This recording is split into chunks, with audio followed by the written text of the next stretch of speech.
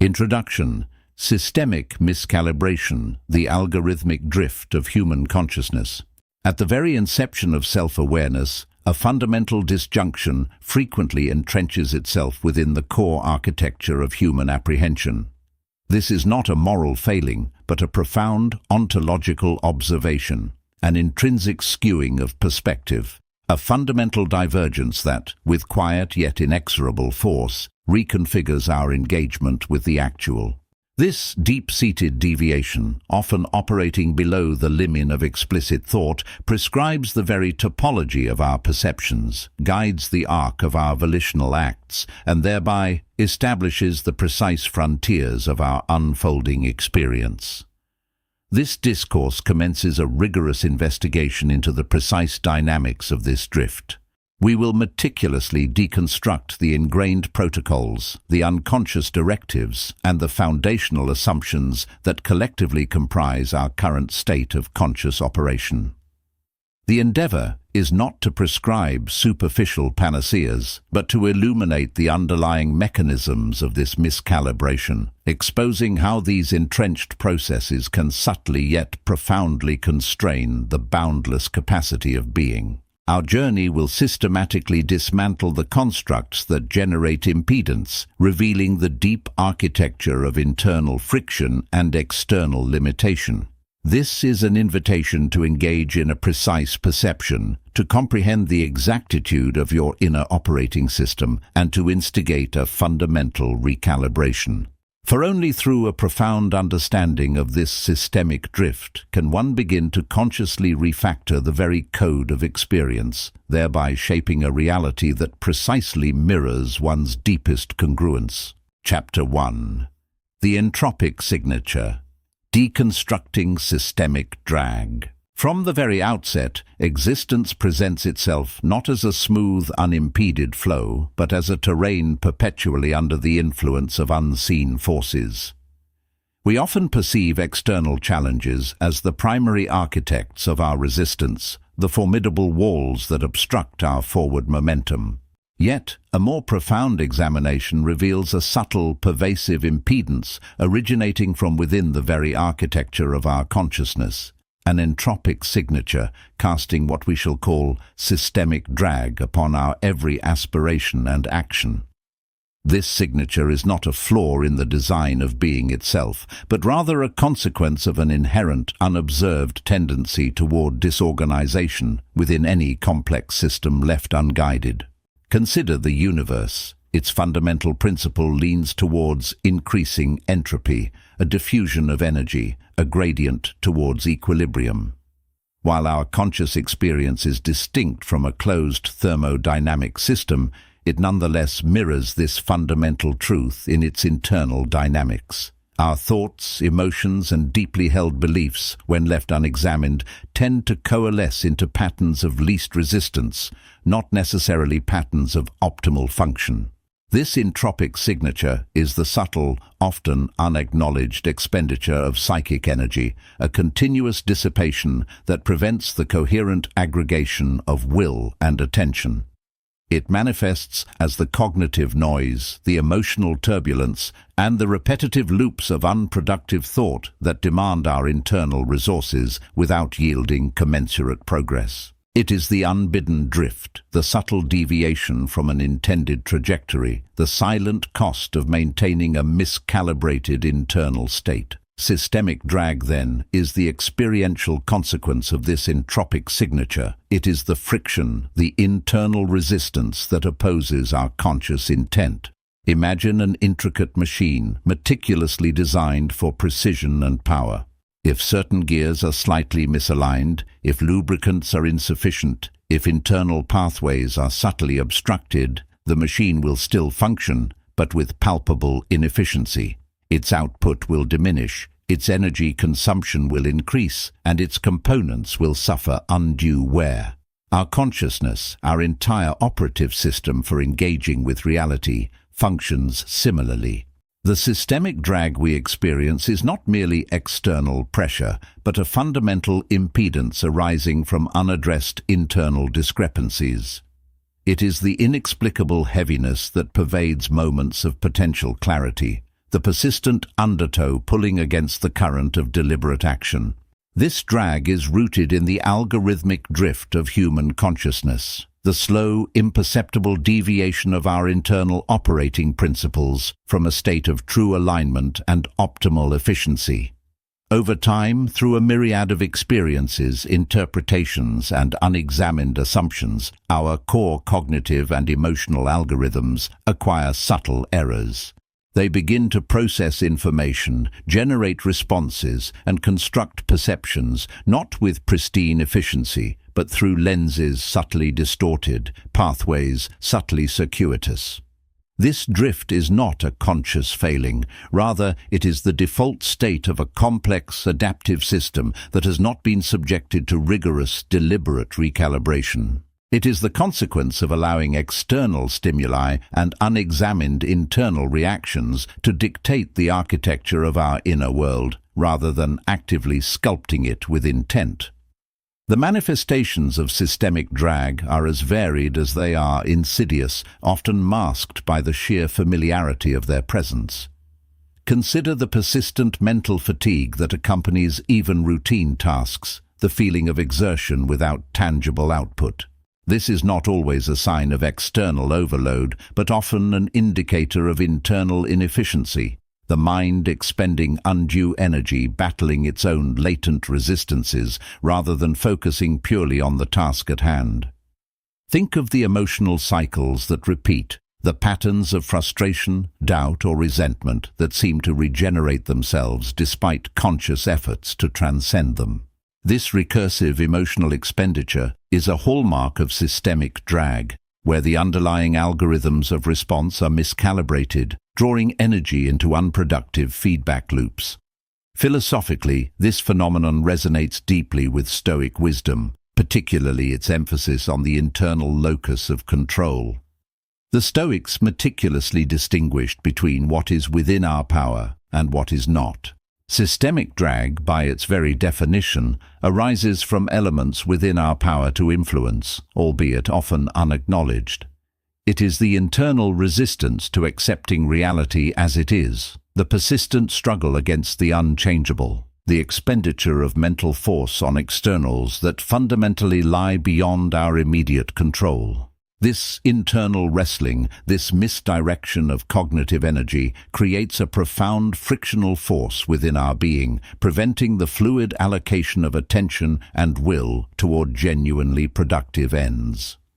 The entropic signature in this light is the characteristic disorganization that arises when the mind attempts to impose its preferred order upon the universe, rather than aligning its internal state with the reality presented.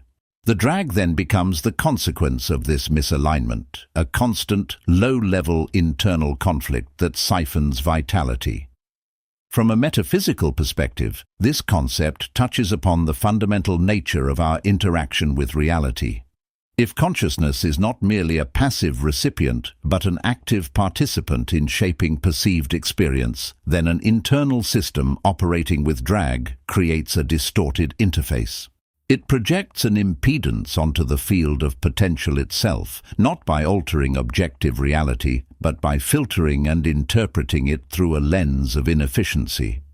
The quantum realm, with its principles of observation and potentiality, offers a parallel.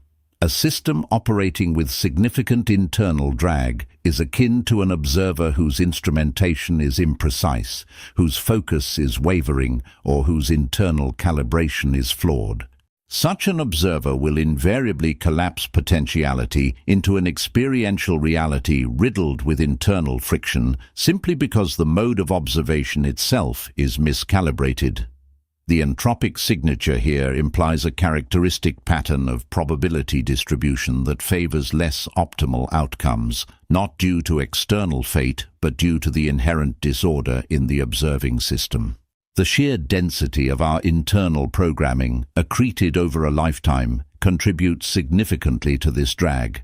Every habit of thought, every emotional trigger, every deeply ingrained belief forms a segment of our operating algorithm. When these segments are not coherent, not aligned toward a singular, deliberate purpose, they create internal friction. Imagine a colossal, intricate computation where different subroutines are subtly at odds, or where redundant processes consume processing power without adding value.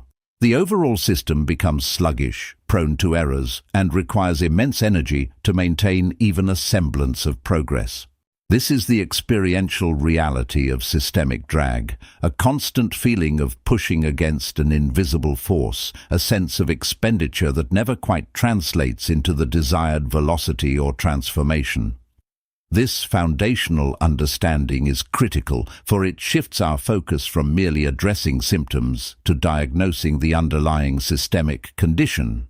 The frustration of unmet goals, the exhaustion of perpetual striving, the feeling of being perpetually stuck despite earnest effort, these are not necessarily failures of will or capability. They are often direct indicators of an unaddressed entropic signature, the telltale sign of systemic drag. To merely intensify external exertion without first dissecting the immanent resistance within the noetic field is to engage in a profound dissipation of volitional energy.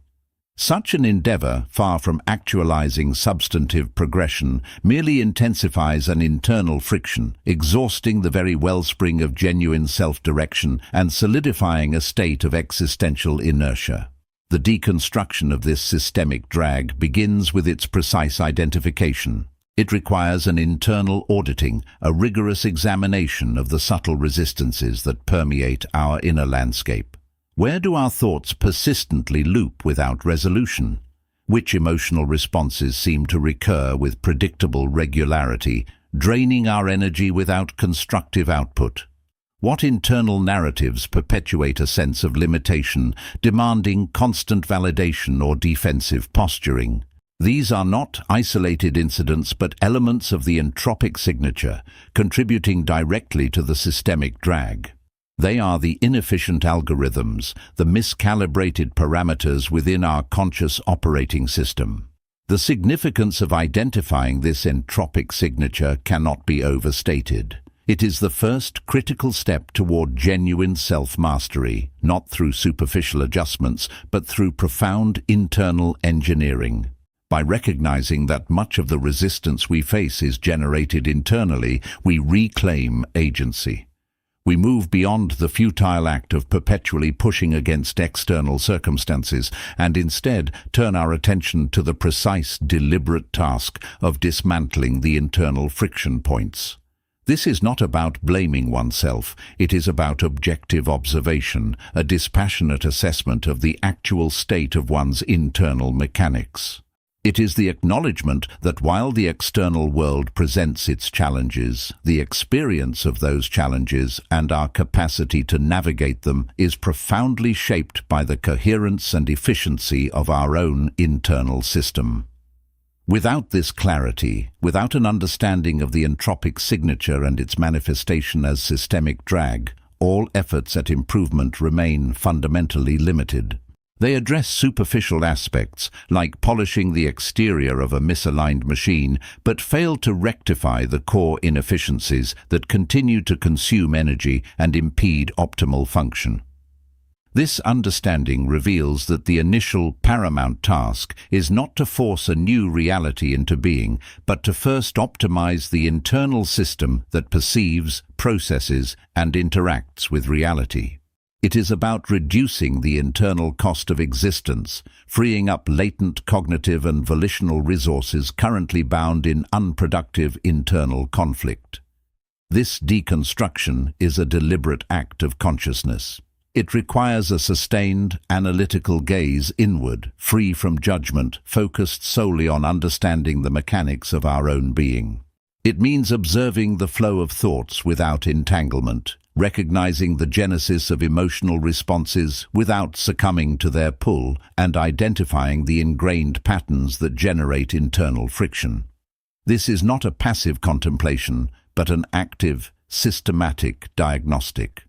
The entropic signature is a data point, an observable pattern indicating areas of systemic inefficiency.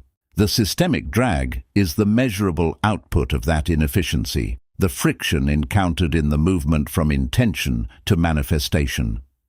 By approaching our internal world with this level of precision, as a complex system awaiting recalibration, we begin to dismantle the unconscious forces that have long dictated our energetic expenditure. We start to identify the precise points where energy is being dissipated, where attention is being fractured, and where our intentions are being subtly undermined by internal resistance.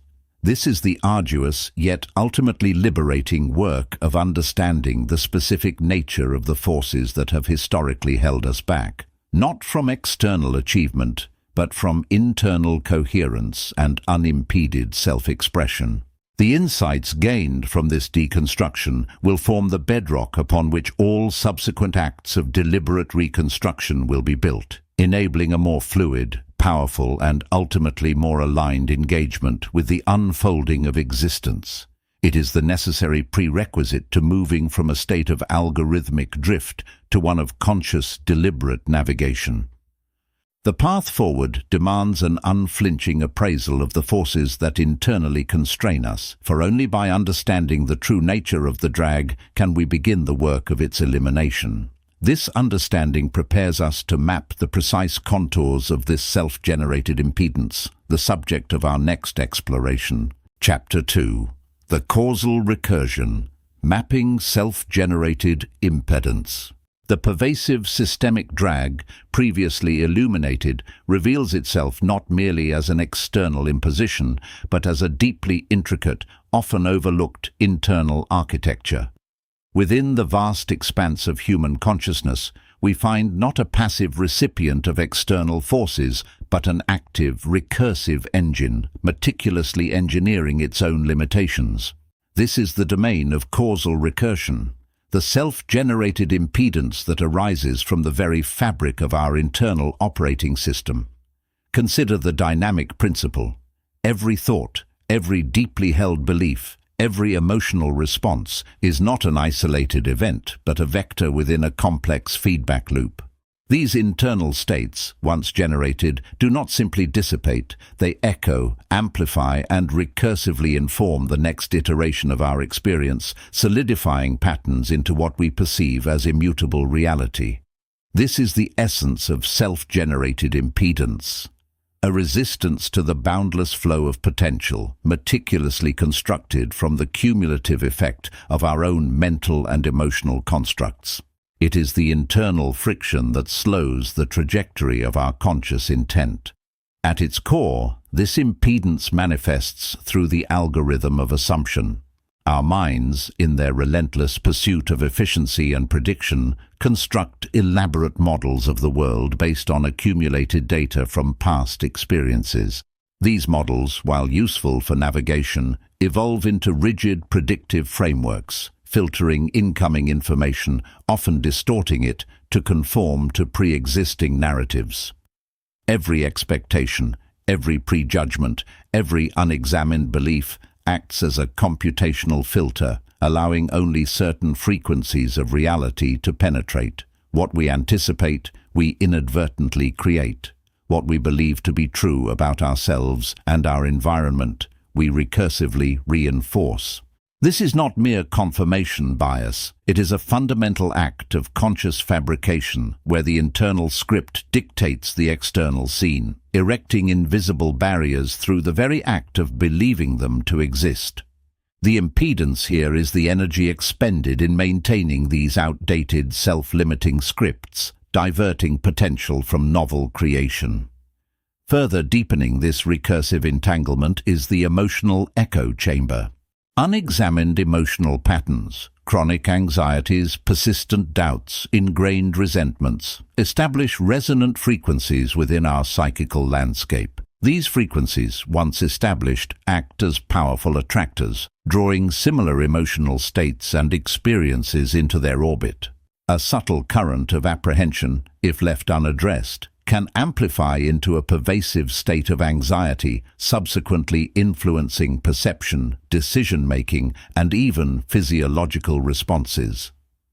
This creates a self-perpetuating cycle, where the emotional state, born from an initial catalyst, recursively feeds back into the system, generating further instances of itself, thereby impeding any genuine shift in emotional or experiential register.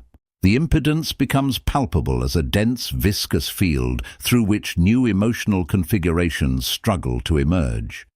The mind, caught in this reverberation, expends vast resources trying to navigate a self-created labyrinth of feeling rather than engaging with the objective present.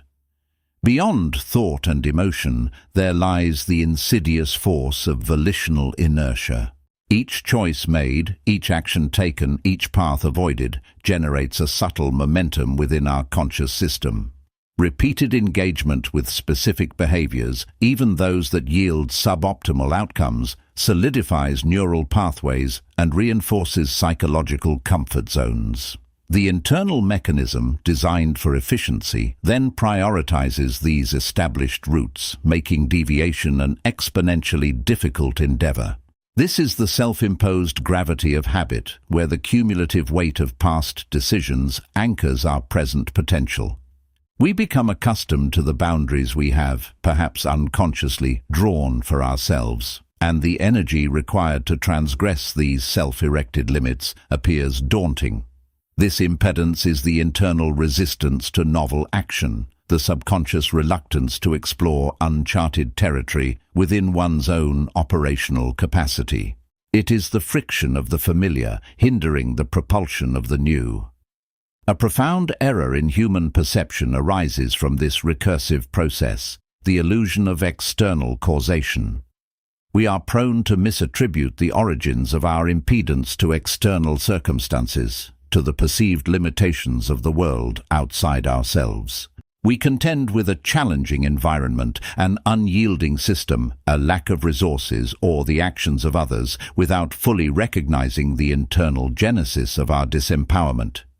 This externalization, however, only serves to strengthen the recursive loop. By casting the source of resistance outside, we implicitly deny our own agency in its creation and, by extension, its dissolution.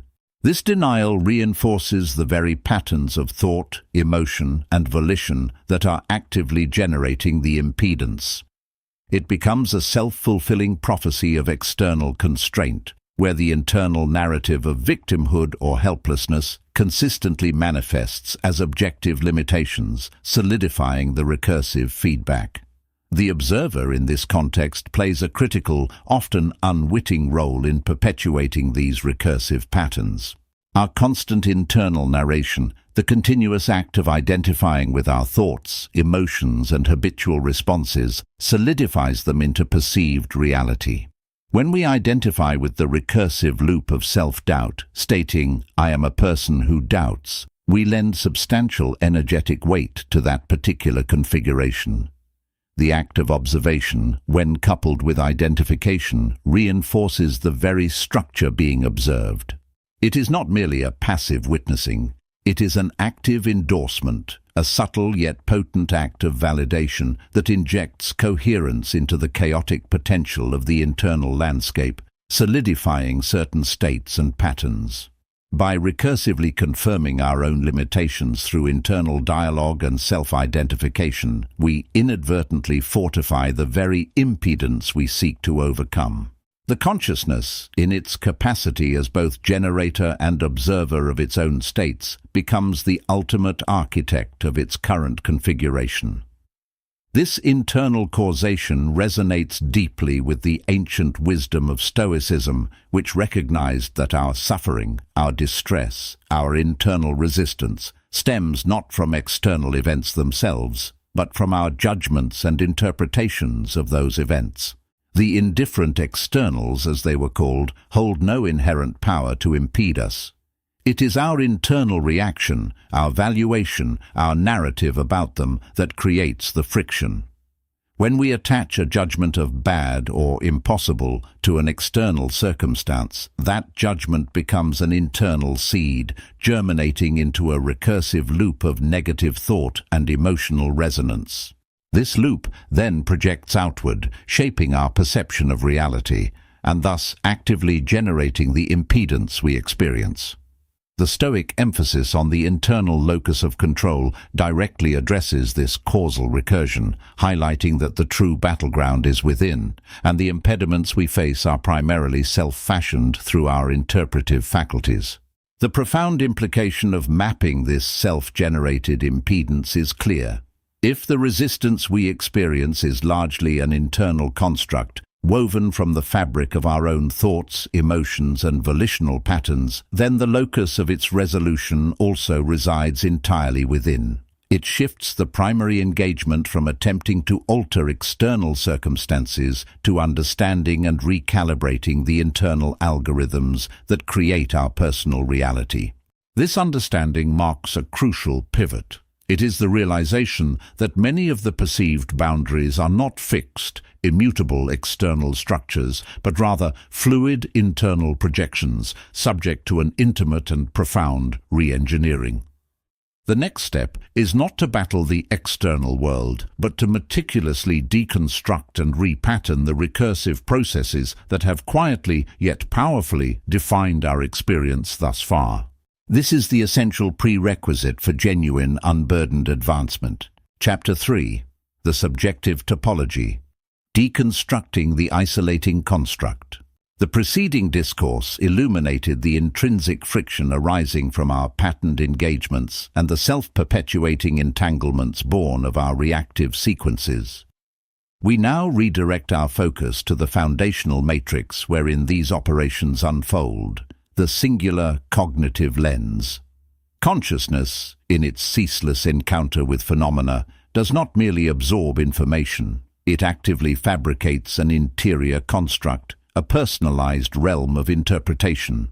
This emergent edifice, which we designate the subjective topology, functions as a dynamic yet inherently delimited rendering of the actual. It stands as a distinctly idiosyncratic perceptual matrix, unique to each observer, meticulously built from an accrual of lived experience, the indelible traces of memory, and its underlying axiomatic postulates. This topology is not a mirror reflecting an objective exterior, but rather a sophisticated self-referential simulation. It comprises a complex array of mental models, conceptual schematics, and emotional valences, each point interconnected, forming a specific configuration of understanding. Consider it a gravitational field of internalized perception, where every input is refracted, attenuated, or amplified according to the established contours of this internal landscape. Beliefs are not merely abstract ideas, they are structural components within this topology, delineating its boundaries and influencing its internal flow. Cognitive biases function as persistent gravitational anomalies, subtly warping incoming data streams to conform to existing patterns, thereby reinforcing the very structure they inhabit. The genesis of this subjective topology is fundamental to conscious experience. From the earliest moments of processing sensory input, the organism begins to build its unique internal map. This map is vital for navigation, prediction, and interaction, allowing for the rapid categorization and contextualization of novel stimuli. Each interpretation, each judgment, each memory contributes an additional filament to this intricate intrapsychic architecture. Over time, these filaments condense, solidify, and interlock, creating a robust, often inflexible mental edifice. The efficiency of this construction lies in its predictive power. It allows for swift responses based on recognized patterns. However, its very robustness also defines its inherent limitation. This brings us to the core issue, the isolating construct. The subjective topology, while a necessary tool for individual coherence, also functions as an epistemic barrier, effectively compartmentalizing the observer within their own self-generated interpretive field. Because every perceived external datum is filtered through and integrated into this unique internal framework, the individual becomes, to a significant degree, hermetically sealed within their own understanding. Objective reality, independent of observation, becomes less directly accessible, replaced instead by its internally modulated representation. This is not a failure of perception, but an inherent consequence of its structure. The topology, by its nature, imposes a unique refractive index on all incoming information, ensuring that what is seen is always at some level a projection of the internal state onto the external world. The isolating construct manifests as a fundamental disjunction between the subjective interpretation and the unfiltered actuality. This disjunction is profound. It means that the systemic drag we identified in earlier discussions and the self-generated impedance that traps the agent in recursive patterns are not merely external forces or abstract concepts. They are experienced and perpetuated precisely through the distorting lens of this subjective topology. An individual ensnared within a rigid internal landscape will perpetually misinterpret feedback, attribute causality incorrectly, and struggle to adapt to emergent conditions that fall outside the parameters of their established mental framework.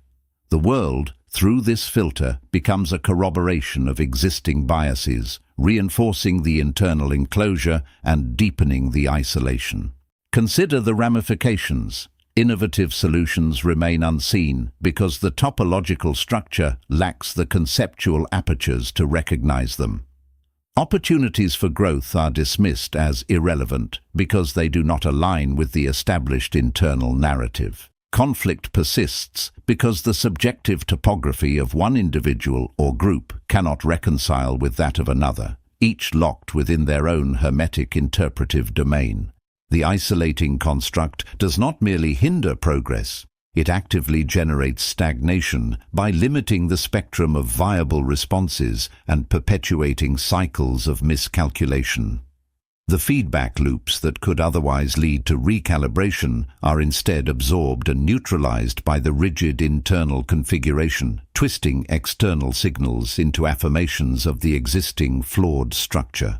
To deconstruct this isolating construct, therefore, requires more than a mere shift in perspective. It demands a rigorous analytical disassembly of the subjective topology itself. This process is analogous to a metacognitive crystallography, examining the fundamental planes, angles, and interconnections of one's own internal architecture. It involves identifying the axiomatic assumptions that form the foundational strata, tracing the mnemonic accretions that have solidified into rigid structures, and understanding the emotional valences that act as localized gravitational wells, distorting the flow of impartial data. This deconstruction is not an act of self-negation, but rather an act of profound self-re-engineering. It is about understanding the boundaries of one's own interpretive field, recognizing its inherent limitations, and deliberately creating cognitive apertures to allow for the ingress of unmodulated information. It requires a sustained, unflinching examination of one's own interpretive biases, not to suppress them, but to understand their precise structural role within the subjective topology. Only by understanding the exact contours and composition of this internal enclosure can one begin the deliberate, systematic process of dissolving its most restrictive elements, thereby mitigating its isolating effects. The consequences of failing to deconstruct this isolating construct are palpable, manifesting as pronounced limitations across domains, from personal endeavor to geopolitical strategy. When an individual's subjective topology calcifies, preventing an accurate calibration with external reality, the resultant actions can lead to outcomes entirely divergent from intent. Consider the operational command of a critical humanitarian aid mission in a remote, politically volatile region, overseen by a seasoned field director named Elias. Elias had built his career on a specific, highly successful model of aid distribution and community engagement, forged in prior conflict zones with distinct cultural and logistical parameters. His past triumphs had cemented a robust, almost unshakable subjective topology within his command framework. This topology emphasized hierarchical decision-making, direct resource deployment through established military corridors, and a belief in the inherent malleability of local political factions through structured negotiation. He perceived the region's inhabitants primarily as recipients of aid, their leaders as transactional actors, and the landscape as a logistical challenge. However, the current region presented a radically different socio-political substrate. Local communities operated under decentralized, ancient tribal councils, their loyalty not to state authorities, but to intricate familial and clan networks. The landscape itself, far from being a simple logistical challenge, was imbued with spiritual significance, its waterways and ancestral lands forming an indissoluble part of local identity. Furthermore, a nascent, highly adaptable insurgent group had emerged, not through conventional military force, but by subtly exploiting existing grievances and providing essential services where state infrastructure had collapsed. Elias, operating within the confines of his established subjective topology, struggled profoundly. His attempts to engage state authorities for security escorts were met with bureaucratic inertia and corruption, confirming his existing bias against inefficient governance. He interpreted the tribal council's reluctance to centralize aid distribution as a lack of cooperation rather than an adherence to their intrinsic structures of authority. His pre-programmed responses led him to bypass these local structures, funneling resources through his own trusted channels, which inadvertently alienated the very communities he sought to assist. The insurgents, observing this disjunction, skillfully capitalized on Elias's predictable top-down approach. They presented themselves as protectors of local customs, seamlessly integrating aid efforts with traditional practices, thereby gaining the trust that Elias's methods repelled. Elias's subjective topology, once a source of strategic advantage, had become an isolating construct. It shielded him from the ground truth, filtering all incoming intelligence through a lens of prior, inapplicable success. Reports from junior staff detailing the nuances of tribal dynamics or the insurgents' community outreach were dismissed or reinterpreted to fit his established framework. He saw resistance where there was cultural difference, and insubordination where there was emergent, local self-determination. The actual efficacy of his mission began to erode, not due to a lack of resources or dedication, but due to a fundamental miscalibration of his internal operational map with the objective, dynamic reality of the field. The result was tragic. Critical aid failed to reach those most in need, further destabilizing the region and inadvertently strengthening the very insurgent forces he aimed to counteract. The palpable consequence was the loss of trust, the perpetuation of conflict, and the suffering of countless individuals, all traceable to the unyielding contours of a single powerful subjective topology. The deconstruction of these isolating constructs is not an esoteric pursuit but an operational imperative. It is the arduous yet essential work of dismantling the self-imposed architectures that obscure true causal pathways. Only by systematically identifying and resculpting the interior landscape of perception can the agent achieve the clarity required to navigate the complexities of existence without the distorting refracture of an unexamined inner world. This relentless re-evaluation of one's internal cartography is the genesis of an unfiltered engagement with reality, laying the groundwork for precise volitional vectoring and ultimately for the conscious articulation of preferred realities. Chapter 4. The Stochastic Resistance. The Calculus of Inflexibility. The architecture of subjective reality, while an intricate construct, possesses an inherent inertia, a fundamental resistance to reconfiguration. This is not merely a psychological preference for comfort, nor a conscious aversion to novelty. It is a deeper, systemic property we might term stochastic resistance, a calculus of inflexibility embedded within the very mechanisms of perception and response. This resistance operates at multiple scales, from the neuronal pathways etched by repetition to the overarching paradigms that govern our interpretation of existence. Consider the brain not as a blank slate, but as a complex adaptive system, constantly optimizing for efficiency. Each thought, each reaction, each belief, if repeated, solidifies a neural connection. These connections, over time, become preferred routes for cognitive processing, demanding less energy than forging new ones. This phenomenon, often observed as habit formation, is a prime example of stochastic resistance at a cellular level.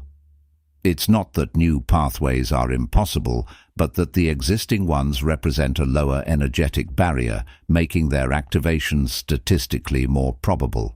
The stochastic element here refers to the probabilistic nature of this entrenchment. Given a certain stimulus, the system is statistically predisposed to follow the most myelinated, energetically efficient pathway, even if that pathway leads to suboptimal outcomes. The brain, in its drive to conserve metabolic resources, defaults to the known, the rehearsed, the already grooved. This isn't a flaw. It's an evolutionary optimization for survival in a stable environment. However, when the external environment or internal aspirations demand change, this ingrained efficiency transforms into a profound impediment. This inertia extends beyond individual habits to entire belief systems, which act as filters through which all new information must pass. When confronted with data that contradicts an established belief, the mind's default response is often to reject or reinterpret the new information to fit the existing framework, rather than to restructure the framework itself.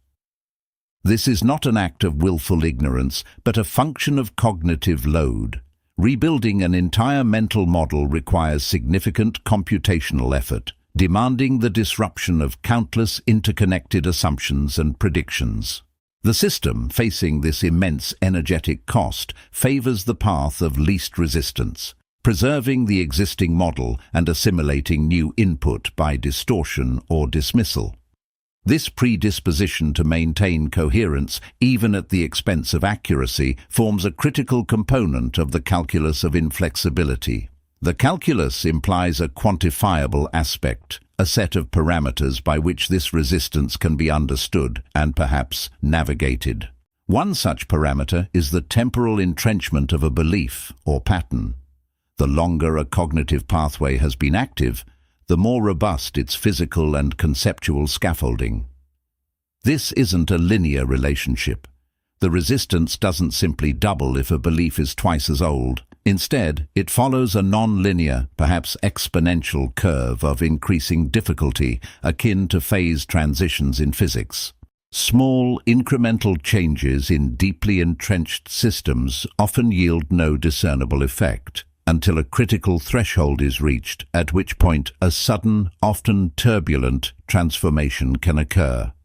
Understanding this non-linear resistance is crucial. It explains why subtle attempts at self-modification often fail, not because the effort is misguided, but because the system's inertia vastly outweighs the applied force. Another parameter in this calculus is the interconnectedness of the belief or habit within the subjective topology. Some beliefs are isolated nodes, relatively easy to adjust without significant collateral impact. Others are foundational, like keystones in an arch. Modifying a foundational belief sends reverberations throughout the entire cognitive structure, threatening the stability of countless other assumptions and worldviews. This perceived threat triggers a profound resistance, not just to the specific change, but to the potential collapse of the entire subjective edifice. The mind, programmed for self-preservation, mobilizes its defenses to protect these core structures, making fundamental recalibration an arduous endeavor. The more a concept is intertwined with self-identity, security, or core values, the higher its stochastic resistance coefficient. The concept of uncertainty avoidance also plays a significant role in this calculus.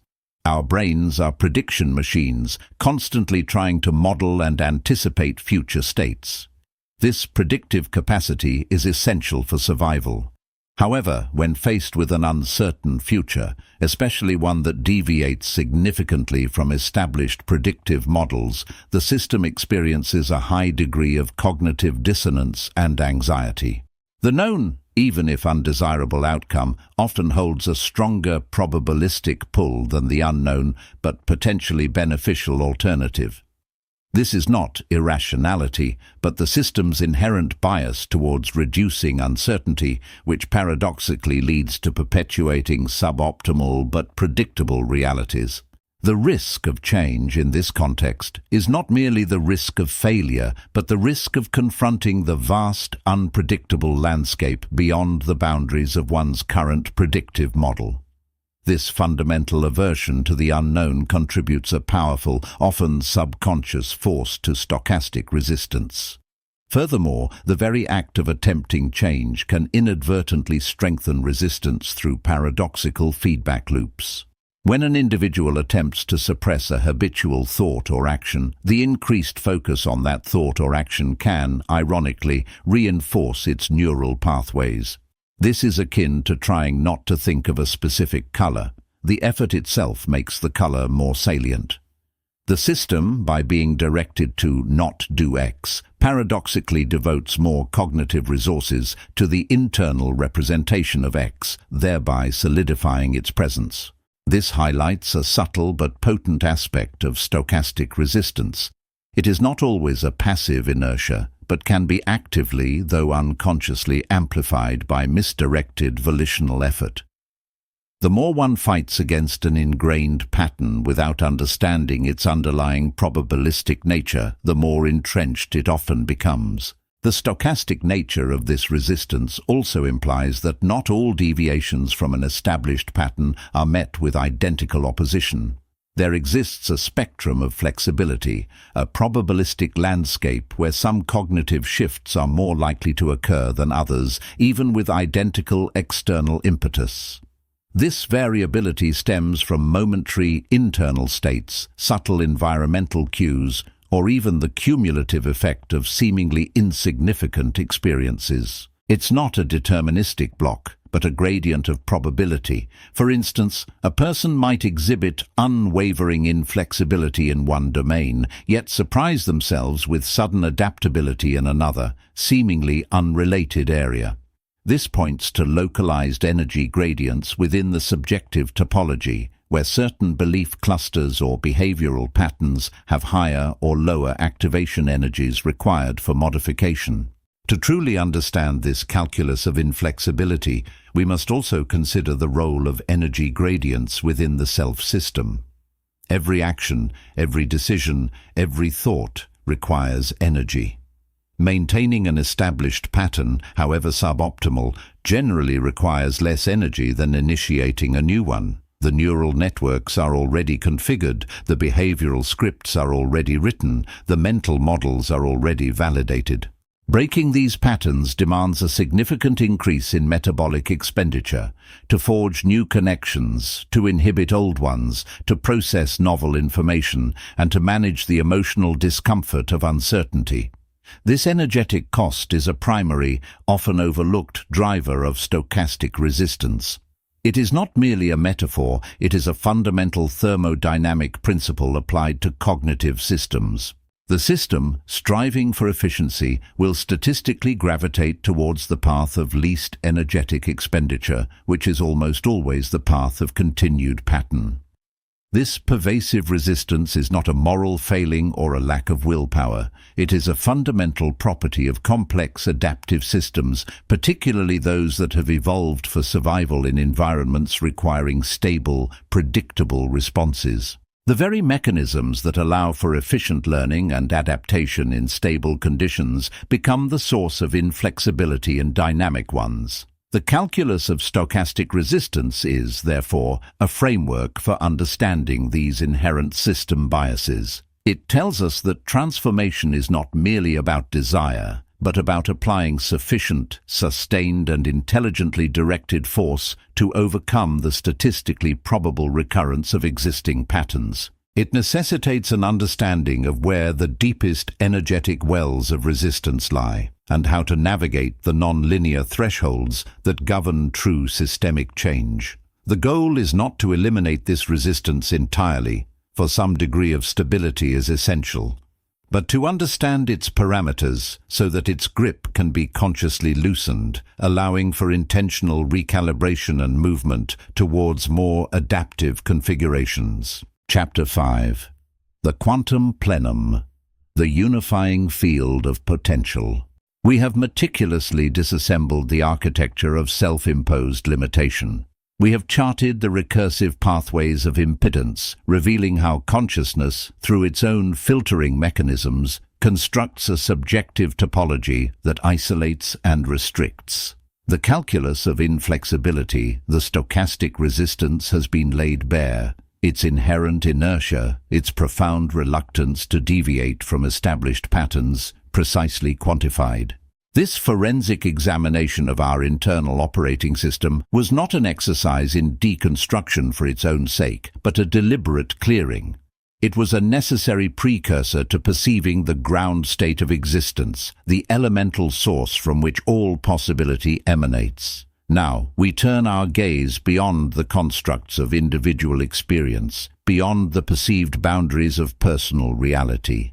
We shift from the intricate mechanics of self-generated impedance to the boundless fundamental field that underlies all manifestation.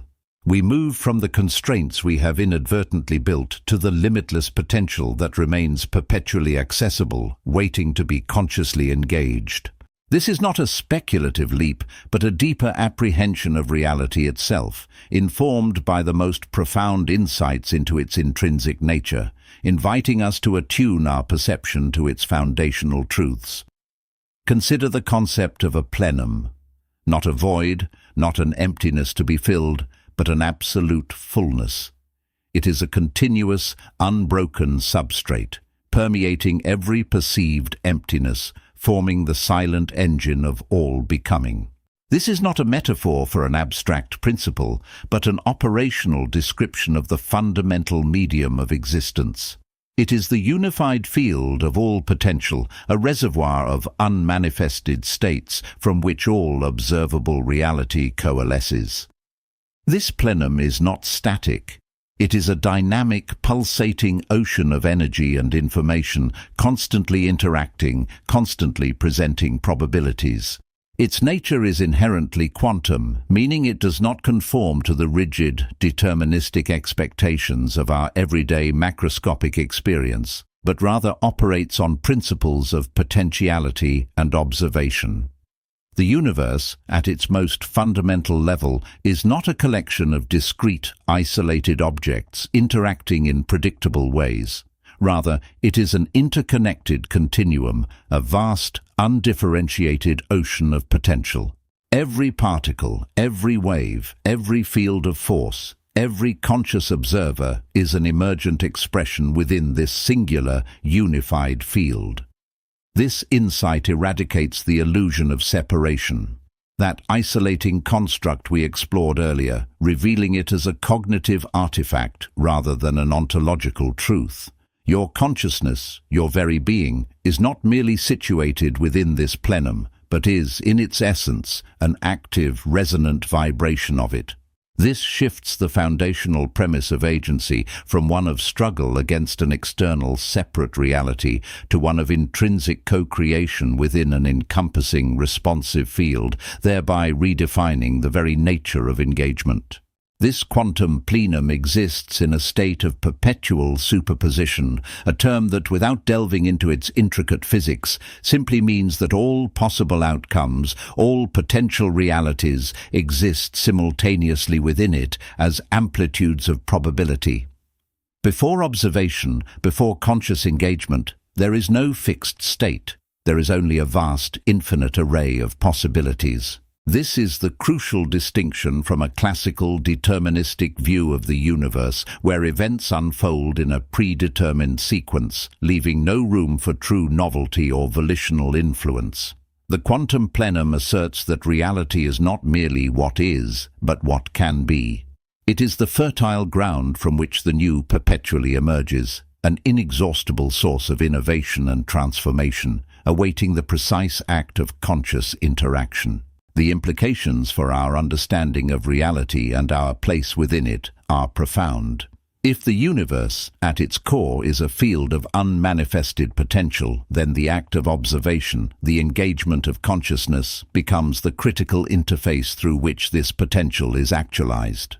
Your internal state, previously identified as a source of drag and impedance, now assumes its true operational significance. It is a finely tuned instrument for interacting with this fundamental field. The clarity of this instrument, its freedom from the distortions of systemic miscalibration, directly correlates with its capacity to access and sculpt the probabilities inherent in the plenum. This clarity is not merely intellectual, it is an alignment of your entire being, a coherence forged through deliberate attention and the disciplined exercise of reason, a profound congruence of thought and presence. To truly comprehend this unifying field is to recognize that the limitations we perceive are not inherent to reality itself, but are instead artifacts of our own filtering mechanisms, our own cognitive biases. The stochastic resistance we quantified in the preceding phase was a resistance not against an immutable external force, but against the inherent fluidity of this very plenum. It was a subconscious refusal to engage with the infinite bandwidth of possibility that perpetually surrounds and constitutes us. When this resistance is transcended, when the isolating construct of the ego-driven mind is seen for what it is, a necessary but ultimately limited navigational tool, the true nature of existence as an open, dynamic system becomes undeniably apparent.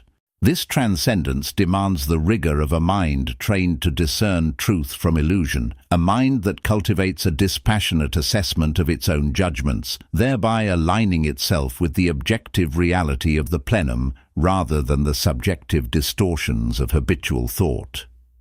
This pervasive field does not reside out there, separate from your perception, abstract and distant. It is intrinsically interwoven with your subjective experience, informing it and being informed by it. Think of it not as a remote scientific concept, but as the very fabric of your immediate reality, the ground upon which your thoughts arise, the medium through which your intentions resonate. Every internal state, every belief, every deeply held conviction acts as a filter, shaping the amplitudes of probability within this plenum, nudging certain possibilities towards manifestation and relegating others to continued latency. This is not magic, it is the fundamental operational principle of a quantum-aware universe. The quality of your internal disposition, therefore, dictates the precision and effectiveness of your interaction with this field. A mind free from the turbulence of irrational passion and fear, one disciplined by reason, provides the most conductive medium for conscious engagement, allowing for a more accurate and potent co-authorship with existence.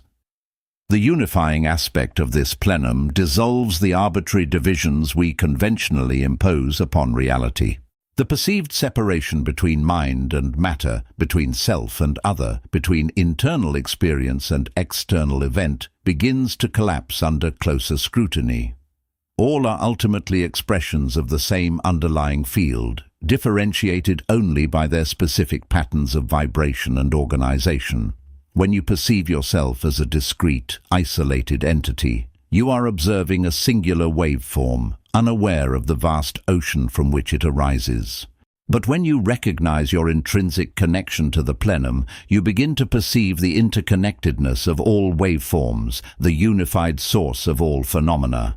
This expanded perspective is not merely intellectual, it is an experiential shift. A profound recalibration of your relationship with existence, revealing a profound and inherent order, a universal reason that permeates all, inviting a harmonious integration of self with cosmos. The potential housed within this field is not merely vast, it is infinite, truly without bounds. It is not limited by past outcomes or present circumstances. for these are but temporary manifestations, coalesced from a larger, ceaseless pool of possibility. The plenum itself is timeless, boundless, and eternally pregnant with novelty, perpetually generating fresh configurations of reality. This understanding dismantles the deterministic narratives that often constrain our aspirations and limit our perception of what is achievable. If reality were a fixed, unchangeable script, then agency would be an illusion, a mere cosmetic overlay on an unalterable destiny. But in a quantum plenum, where all possibilities coexist until observed and engaged, agency is not merely possible. It is fundamental, a core attribute of conscious being. It is the conscious engagement with this field that precipitates the shift from probability to actuality, demanding not passive hope, but active, disciplined intention. This profound realization is not an invitation to a simplistic belief in immediate gratification or effortless manifestation. It is, rather, a demanding philosophical and practical challenge. It necessitates a rigorous self-awareness, a crystal-clear understanding of our own internal algorithms, and a disciplined approach to our conscious engagement with reality. The power to actualize potential from the plenum is not granted lightly. It requires precision, coherence, and an unwavering commitment to align our internal state with the desired outcome. The preceding chapters, in deconstructing our self-imposed limitations, have prepared us for this very alignment, for this precise interaction. This alignment is precisely what the philosophical traditions, particularly Stoicism, have always sought. A life lived in accordance with nature, which at its core is an alignment with the foundational principles of existence itself, a dynamic harmony with the universe's inherent logic. The quantum plenum is the ultimate guarantor of genuine novelty. It ensures that the future is not merely a rerun of the past, that authentic innovation is perpetually possible, and that transformation, both personal and collective, remains an inherent, active feature of existence. Without this underlying field of potential, change would be superficial, a mere rearrangement of existing elements. But with it, fundamental shifts, radical departures from established norms, and the emergence of entirely new realities become not just conceivable, but an intrinsic aspect of the universe's operational code. This perpetual flux, far from being a source of anxiety, is the very substance of opportunity, demanding of us a flexible and adaptive consciousness, unburdened by attachment to transient forms, ready to embrace the ceaseless unfolding of what is new. To truly grasp the implications of the quantum plenum is to fundamentally redefine the very nature of creation. It is to move beyond the idea of merely solving problems within existing paradigms and to embrace the expansive capacity to bring forth entirely new paradigms. It is to understand that the perceived solidity of reality is, in essence, a persistent actualization of preferred probabilities. And if these probabilities can be actualized, they can also be influenced, directed and shaped by a consciousness that has disentangled itself from the inertial drag of its own miscalibrations. This is the ultimate expression of human reason, not merely to comprehend the laws of nature, but to consciously participate in their unfolding, to co-author reality with the plenum itself, making the unseen manifest through disciplined will and clear intent. This reorientation in understanding, from a fragmented reality to a unified field, marks a pivotal shift in the operational paradigm of being. It illuminates the boundless reservoir from which all true creation and profound transformation must ultimately arise. This is the stage upon which conscious agency can truly begin to sculpt reality, moving beyond mere reaction to deliberate, precise, and profoundly effective co-creation. With this understanding firmly established, we are now prepared to explore the protocols of conscious engagement, the precise methods by which we can begin to direct the flow of this infinite potential. This calls for a rigorous introspection, an unwavering commitment to rational thought, and an acceptance of what is, aligning our will with the unfolding universe, thereby becoming agents of its highest expression. Our journey now leads us to the practical application of this profound truth, moving from theoretical comprehension to active, intentional participation. Consider an engineer facing an intractable problem in a new product design. Habitual thought, based on past solutions, might lead only to incremental fixes or dead ends. But through a deliberate act of mental clearing, by quieting the internal noise of frustration and preconceived notions, the very impedance we discussed, the engineer transcends the immediate, visible constraints. This isn't passive waiting. It is an active receptivity, a conscious engagement with the plenum. From this open state, a completely novel solution, perhaps drawing from an unrelated field, might suddenly present itself as a coherent insight. It is not that the solution was invented from scratch in a vacuum, but rather a particular amplitude of probability from the plenum, containing this unique configuration of ideas, was actualized through the engineer's focused, unburdened consciousness.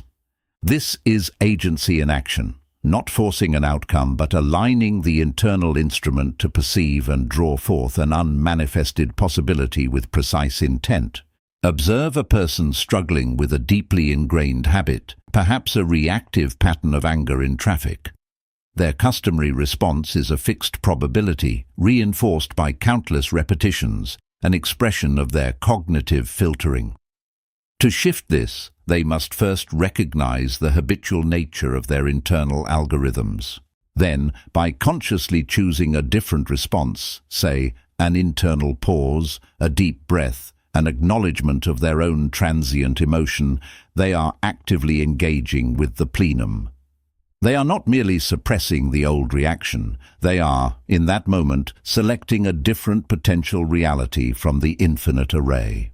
The initial difficulty reflects the inertia of the old pattern, but sustained, deliberate engagement, a consistent tuning of the internal instrument, gradually reconfigures the prevailing probability, making the new, calmer response the emergent actuality. This is a practical example of disengaging from stochastic resistance and consciously manifesting a new internal reality, which then shapes the external experience, demonstrating the power of consistent choice. Consider an individual navigating a complex personal relationship burdened by past grievances and entrenched perspectives. Their current experience is filtered through these isolating constructs, making mutual understanding seem impossible. Yet, when one party consciously chooses to release the fixed narrative, to suspend judgment and approach the other with genuine openness, a state of mind free from the distortion of miscalibration, they are consciously interacting with the plenum. This isn't simply being nice, it is an active decision to perceive the other person not merely as the summation of past actions or a projected antagonist, but as a fellow emergent expression within the unified field. By shifting their internal disposition, they alter the available probabilities for interaction. A conversation that once spiraled into conflict might now find unexpected pathways to empathy and resolution, not because external circumstances changed, but because the internal interface with the plenum allowed for a different, more harmonious potential to actualize. This demonstrates the collapse of the illusion of separation in a profoundly human context, revealing shared being. The creative artist does not invent entirely from nothing, nor merely rearrange existing forms. Rather, the truly original work often arises from a state of profound engagement with the plenum. A composer, after wrestling with conventional melodies and harmonic structures, might quiet their intellect, surrendering to a deeper sense of musical potential that transcends their learned vocabulary. In this state of receptive awareness, a sequence of notes, a rhythmic structure, or an entirely new harmonic language, not consciously formulated but profoundly felt, coalesces into being. This is the plenum presenting a novel probability.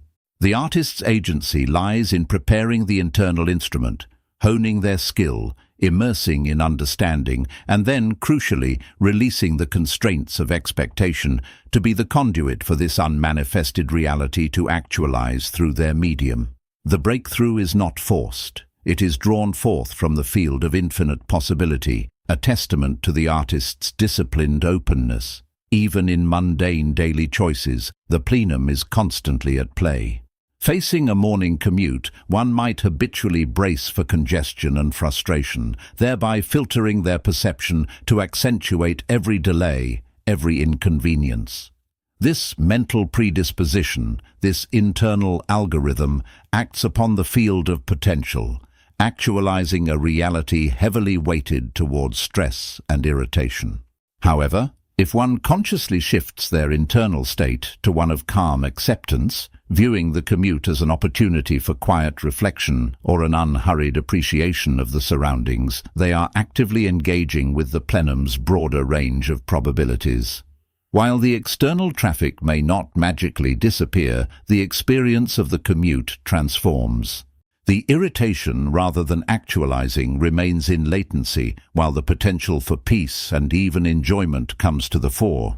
This is not denying external reality, but consciously choosing which aspect of the plenum's infinite potential to actualize through one's internal state, thereby altering one's subjective reality. The individual who overcomes a profound illness or personal tragedy often demonstrates this principle with stark clarity. Faced with a diagnosis or an event that, by all conventional measures, should lead to despair and resignation, some individuals cultivate an internal clarity and an unwavering commitment to recovery or resilience.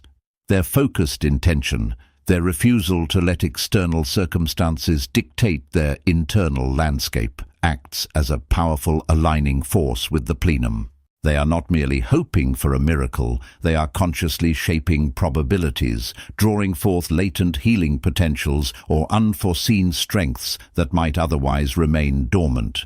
This is not to diminish the severity of external challenges, but to highlight that even within dire circumstances, the plenum offers a spectrum of possibilities, and conscious agency, fortified by an unyielding spirit, determines which of these possibilities gains amplitude and manifests, defying deterministic expectations.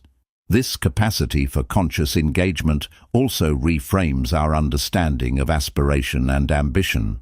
It shifts from a model of aggressively striving against external forces to one of harmonizing with the foundational current of existence. When an entrepreneur envisions a truly disruptive product, they are not simply synthesizing existing market data or extrapolating trends. They are, in a very real sense, reaching into the plenum, actualizing a novel configuration of technology and need that did not previously exist in tangible form. Their conviction, their clarity of purpose, acts as the focused beam that collapses a wave of potential into a particle of innovation. This profound understanding demands not only intellectual rigor, but also an ethical framework. For with the power to actualize comes the responsibility to align intentions with universal reason and the greater good, ensuring that creation serves a purpose beyond mere self-interest. The quantum plenum, therefore, guarantees the perpetual emergence of the utterly new, ensuring that determinism is but a limited perspective. It is the inexhaustible source from which not merely new answers to old problems emerge, but entirely new questions, new paradigms, and new forms of being. This relentless innovation is the universe's inherent promise, and our conscious engagement is the key to unlocking its most profound expressions. It asks us to cultivate an internal state that is not merely receptive but discerning, one that can differentiate between the signal of true novelty from the plenum and the noise of egoic desire or habitual patterns. This discernment, sharpened by reason and tempered by wisdom, is the prerequisite for wielding true creative power, for shaping reality in accordance with higher principles. The recognition of this unified field is not merely an intellectual abstraction, it is a fundamental shift in the operational paradigm of being. It reveals the boundless reservoir from which all true creation and transformation must arise. It is the stage upon which conscious agency can truly begin to sculpt reality, moving beyond mere reaction to deliberate, precise, and profound co-creation. With this understanding firmly established, we are now prepared to explore the protocols of conscious engagement, the precise methods by which we can begin to direct the flow of this infinite potential. This calls for a rigorous introspection, an unwavering commitment to rational thought, and an acceptance of what is, aligning our will with the unfolding universe, thereby becoming agents of its highest expression. Our journey now leads us to the practical application of this profound truth, guiding us toward the deliberate architecture of our future. Chapter 6. The Observer-Agent Protocol, Directing Causal Convergence. The vast expanse of undifferentiated potential which we have explored as the quantum plenum does not coalesce into coherent reality through a random, uncontrolled mechanism. Its manifestation is not a simple, predetermined unfolding, but rather a dynamic process, continuously refined and directed by the most fundamental instrument within existence, consciousness. Here, we transition from merely recognizing the field of potential to understanding our active engagement within it, shifting from passive observation to directed influence. This is the essence of the observer-agent protocol. Consciousness is not merely a receptor, passively recording the influx of sensory data from an external world. That reductive view diminishes its profound capacity. Instead, consciousness acts as a bipartite function. It observes and it acts. The observer aspect acknowledges and, in the act of pure attention, stabilizes specific waveforms from the quantum plenum, bringing them into localized existence. The agent aspect, however, is a more sophisticated and often misunderstood dimension. It is the volitional, directed force that biases the probabilistic landscape, guiding the convergence of potential towards a preferred causal chain. To be an observer agent is to understand that your internal state, your focal point, and your sustained intent are not peripheral to reality's formation, but central to its architecture. The initial act of observation, as delineated by quantum mechanics, brings potentiality into actuality, but the direction of that actualization, the choice of which potential is prioritized and amplified, is the domain of agency. It is the conscious application of will that transforms the amorphous what-if into the undeniable what-is. Consider the intricate mechanism of attention. It is not merely a spotlight illuminating what is already there, it is a cohering force. When sustained, directed attention is applied to a particular possibility or outcome. It does not simply register it. It begins a process of resonance within the plenum, reinforcing the energetic signature of that specific probability. This act of deliberate focus stabilizes particular waveforms, lending them greater coherence and increasing their statistical likelihood of manifesting in the perceivable world.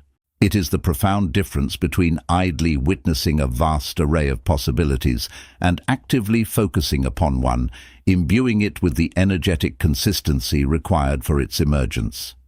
This deliberate focus is further amplified by intentionality. Intent is not a fleeting wish or a passive hope. It is a vector.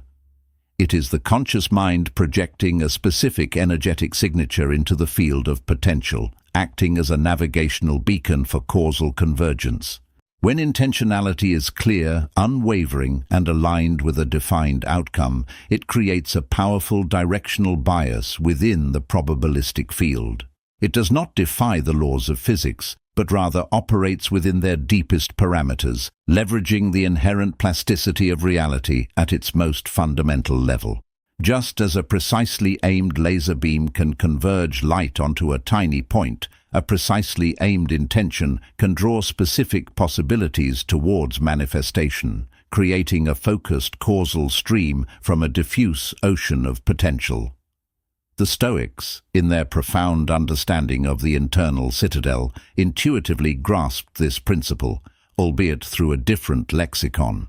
They taught that while external events are beyond our direct control, our response to them, our perception of them, and crucially our assent to them, are entirely within our purview. This is the ancient articulation of the observer-agent protocol. The Stoic emphasis on prohairesis, our faculty of choice and will, is not merely about choosing how to react to fate, but about actively shaping the internal conditions that predispose certain outcomes. When we align our internal state, our judgments and our intentions, we are not just observing, we are actively directing the convergence of our personal causal realities. We are, in essence, tuning our internal frequency to resonate with specific possibilities within the plenum, making them more accessible, more probable. This process is not about exerting control over the external world in a deterministic sense, but about mastering the subtle interface between consciousness and reality. It is recognizing that the probabilities within the quantum plenum are not fixed until observed and, critically, until acted upon by conscious agency. The very act of living, of making decisions, of focusing our attention and intention is a continuous series of observer-agent protocols. Every moment, we are either passively observing the undifferentiated unfolding or actively directing its convergence. The systemic miscalibration of human consciousness often manifests as a default to passive observation, allowing random or externally imposed forces to dictate the collapse of potential rather than engaging in deliberate, coherent agency. Consider the immense responsibility inherent in this protocol. If our consciousness is not merely a mirror reflecting reality, but an active participant in its formation, then the quality of our attention, the clarity of our intention, and the integrity of our internal state become paramount. A fractured attention, a wavering intention, or an incoherent emotional state sends conflicting signals into the field of potential, resulting in chaotic or undesirable convergence. Mastery of the observer-agent protocol demands inner discipline, emotional regulation, and an unyielding commitment to clarity of purpose. It requires recognizing that every thought, every feeling, every sustained focus is an energetic signature broadcast into the plenum, influencing the probabilities of what will coalesce into your lived experience. This understanding moves us beyond the illusion of being victims of circumstance. While external conditions undoubtedly present their challenges, the internal locus of control, our observer-agent capacity, remains inviolable. It is the ultimate freedom and the ultimate responsibility. The challenge, then, is to move from unconscious, haphazard observation and reactive agency to a deliberate, disciplined and proactive engagement with the field of potential. It is to learn to orchestrate causal convergence rather than merely witnessing its arbitrary unfoldment. The profound implications of this protocol become starkly visible when one examines individuals who have, against formidable odds, shaped realities that seemed improbable, even impossible. It is not a matter of mystical intervention, but of consistent application of directed attention and unwavering intention. Consider a scientist, Dr. Anya Sharma, driven by a radical hypothesis for a new energy source, one that fundamentally challenges established paradigms. For years, her research lab at the edge of the desert remained a place of relentless failures. Every experiment yielded inconclusive data. Every simulation revealed insurmountable theoretical barriers. Funding dwindled, colleagues advised pivot, and the scientific community, while polite, offered little encouragement. The field of potential around her project was a vast, chaotic array of negative probabilities: project cancellation, career stagnation, scientific ridicule.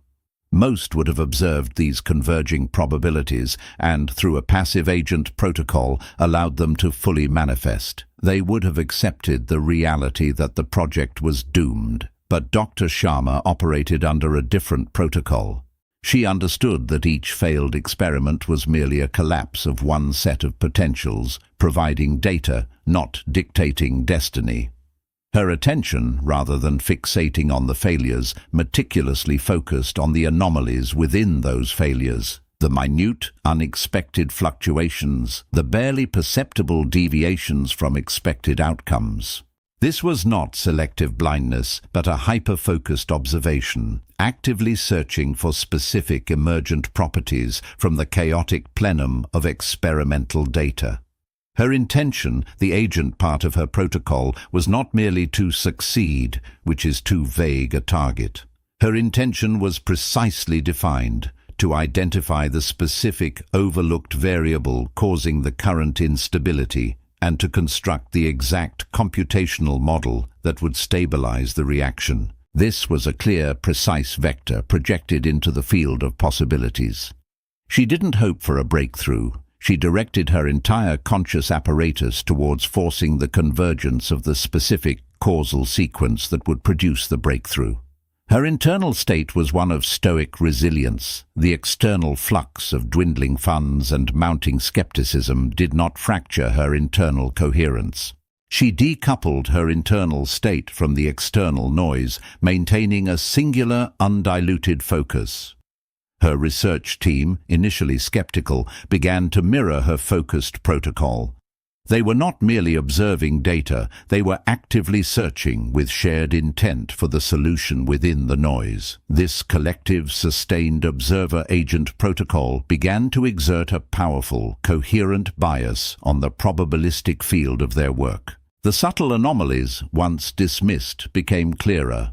The computational model, once an abstract impossibility, began to take form in their minds. The convergence was slow, arduous, not a sudden flash, but a deliberate, step-by-step unfolding dictated by the sustained pressure of their collective consciousness. Ultimately, after years of directed effort, they isolated a critical parameter, a previously ignored quantum entanglement effect that, when accounted for, stabilized the experimental reaction. The energy source, once a theoretical pipe dream, became a demonstrable reality. This was not magic. It was the direct consequence of the observer-agent protocol. Dr. Sharma and her team did not merely observe the overwhelming probabilities of failure. They actively, meticulously, and with unwavering intent, directed the causal convergence towards success, demonstrating the profound capacity of consciousness to structure and sculpt the very fabric of reality at its most fundamental level. The power of this protocol lies not in wish fulfillment, but in the disciplined, continuous engagement with the field of potential. It demands an acute awareness of where our attention truly resides, what our intentions truly project, and how our internal state either amplifies or diminishes our capacity to direct causal convergence. To truly recalibrate the systemic drift of human consciousness is to understand and master this fundamental interaction, moving from reactive observation to deliberate, potent agency. Chapter 7. The Volitional Vector, Architecting Preferred Realities. Having navigated the currents of systemic drag, mapped the contours of self-generated impedance, deconstructed the isolating constructs of subjective topology, and calculated the inherent resistance within stochastic systems, we arrived at the unifying field of potential. Within that quantum plenum, we understood the foundational operational dynamics of the observer-agent protocol, the mechanism by which consciousness, through focused attention and directed intent, collapses probabilities into discernible realities. Now, we confront the deliberate application of this understanding. We move from observing the mechanics of emergence to actively structuring the emergent form. This is the domain of the volitional vector, the conscious, precise architecting of preferred realities. The volitional vector is not merely a wish nor a passive desire. It is a directed energetic signature, projected from the core of conscious intent, imbued with specific information and aimed with unyielding precision into the undifferentiated potential of the quantum plenum. Imagine it as a finely calibrated beam, not just illuminating a space, but imprinting a specific blueprint onto the very fabric of existence. Its potency lies in its coherence, its specificity, and its sustained application. Unlike the diffuse, fragmented thoughts that typically scatter across the field of possibilities, a volitional vector is a singularity of purpose, a focused waveform that carries the specific instructions for a particular experiential configuration. This vector emanates from a clarified consciousness, one that has begun to decouple from the entropic pull of conditioning and the recursive loops of self-generated limitation. Where once our conscious projections were often a haphazard byproduct of unexamined beliefs and emotional turbulence, unwittingly creating realities shaped by fear or ingrained patterns, the deliberate volitional vector is an act of sovereign design. It is the conscious choice to become the primary sculptor of one's emergent experience, rather than a reactive participant in a reality largely configured by unconscious programming. The process of architecting preferred realities through the volitional vector begins with an act of radical internal clarity. It demands a precise definition of the desired experiential state, unmarred by ambiguity or internal conflict. This is not about wishing for an abstract outcome, but about detailing the very structure, the qualitative dimensions, the sensory nuances, and the energetic signature of the reality one intends to inhabit. Think of an architect designing a structure. Every beam, every window, every functional space is meticulously conceived before any physical construction begins. The architect does not vaguely wish for a nice building, they specify every parameter. Similarly, the architect of reality must delineate the precise configuration of their preferred experience. This requires deep introspection, an honest appraisal of genuine aspiration beyond superficial conditioning, and a commitment to intellectual and emotional integrity in the formulation of this blueprint. The preferred in preferred realities carries significant weight. It implies a discernment rooted in wisdom, not mere impulse. A preferred reality is one aligned not just with personal comfort or fleeting pleasure, but with a deeper understanding of growth, contribution, and the underlying principles of order that govern existence. It is here that the philosophical bedrock of Stoicism intersects with the energetic mechanics of quantum physics.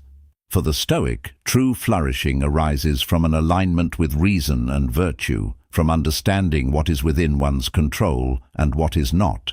The volitional vector, therefore, is most potent when directed towards what genuinely serves the cultivation of wisdom, courage, justice, and temperance within the sphere of one's influence. To architect a reality solely based on transient external gratification is to build on sand. Its structure will prove ephemeral, its foundations unsound. A truly preferred reality is robust, resilient, and internally coherent, fostering an environment where one can consistently operate from a place of integrity and purpose. Once this precise internal blueprint is established, the volitional vector is projected.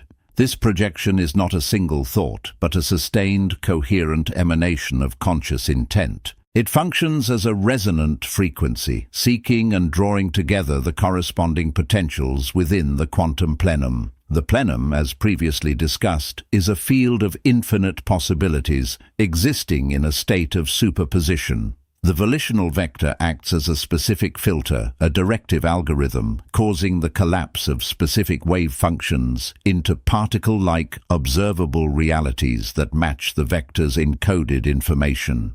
This is the active engagement of the observer-agent protocol, now not just an observation, but an intentional directive. Consider the precision required. A vague vector produces a vague, often unwanted outcome.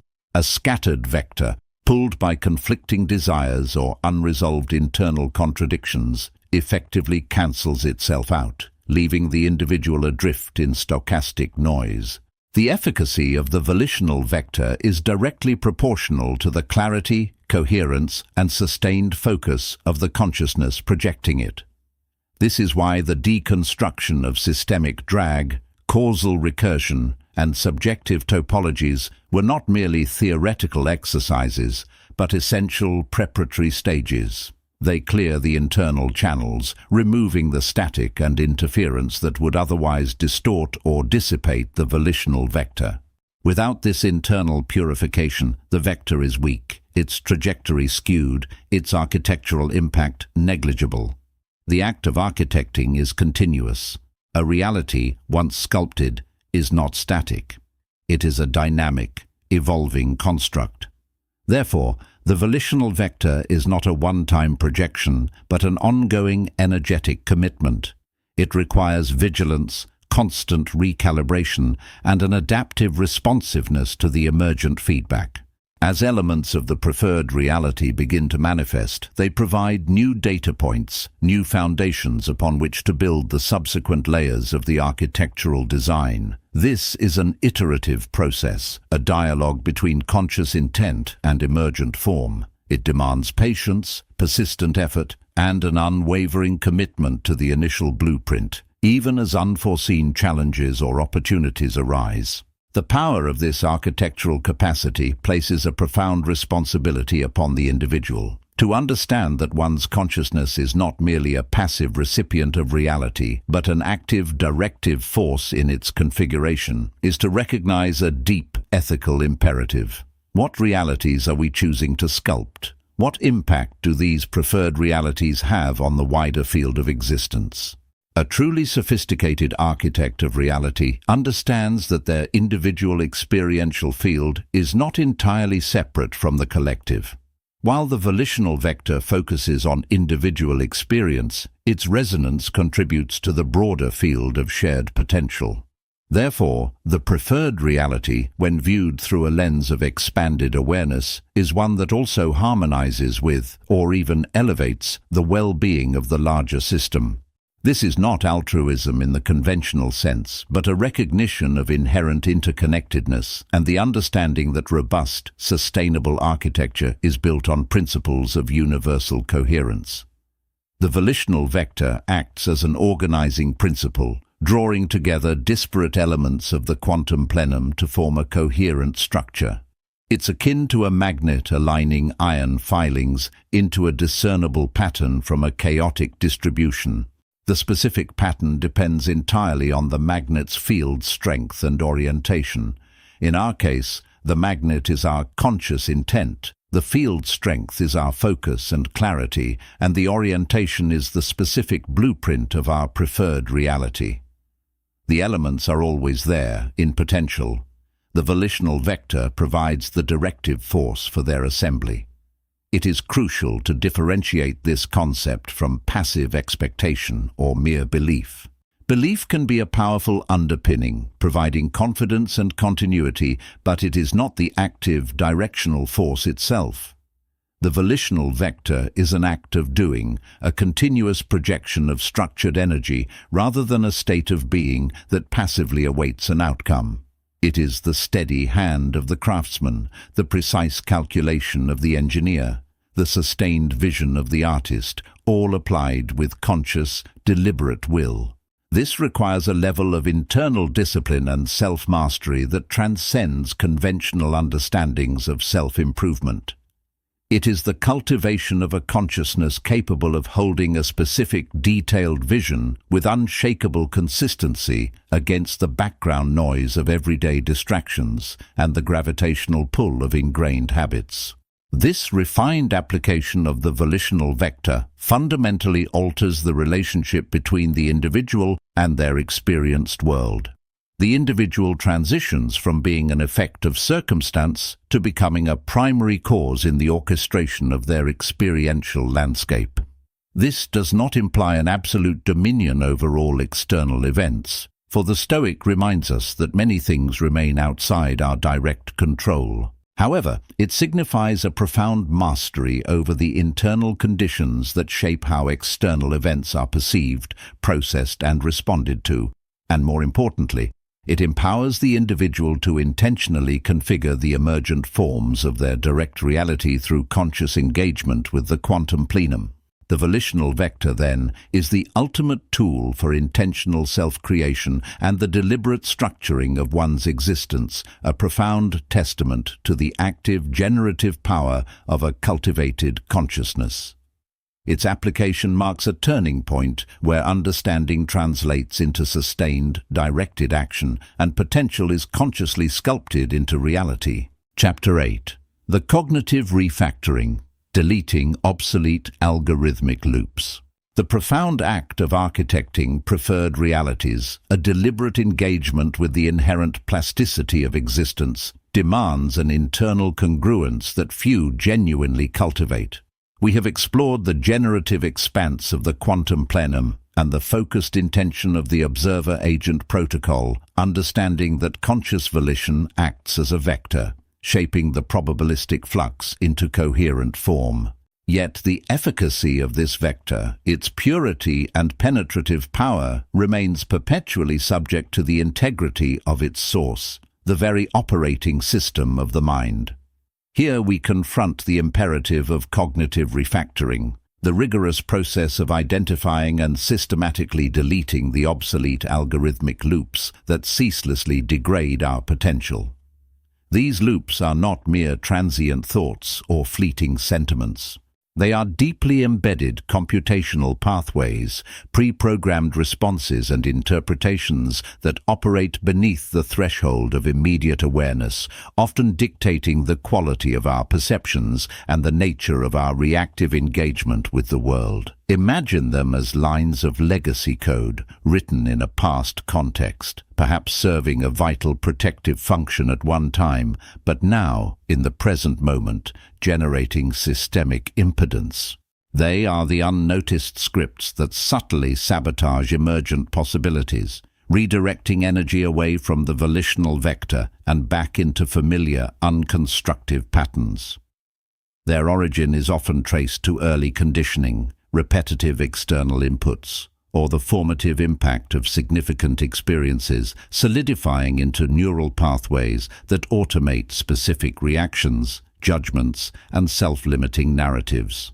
These are the deep structures contributing to the entropic signature we first deconstructed, the invisible gravity that drags consciousness away from its highest potential. The critical insight here is that the mind, left unexamined, functions much like an unoptimized system, running numerous background processes that consume vital resources and generate errors. These algorithmic loops manifest as habitual emotional patterns, predictable negative self-talk, automatic interpretations of external events that reinforce preconceived limitations, or recurring behavioral cycles that contradict declared intentions. They are the unseen architects of our subjective topology, often trapping us within a self-generated impedance, the causal recursion of our own making.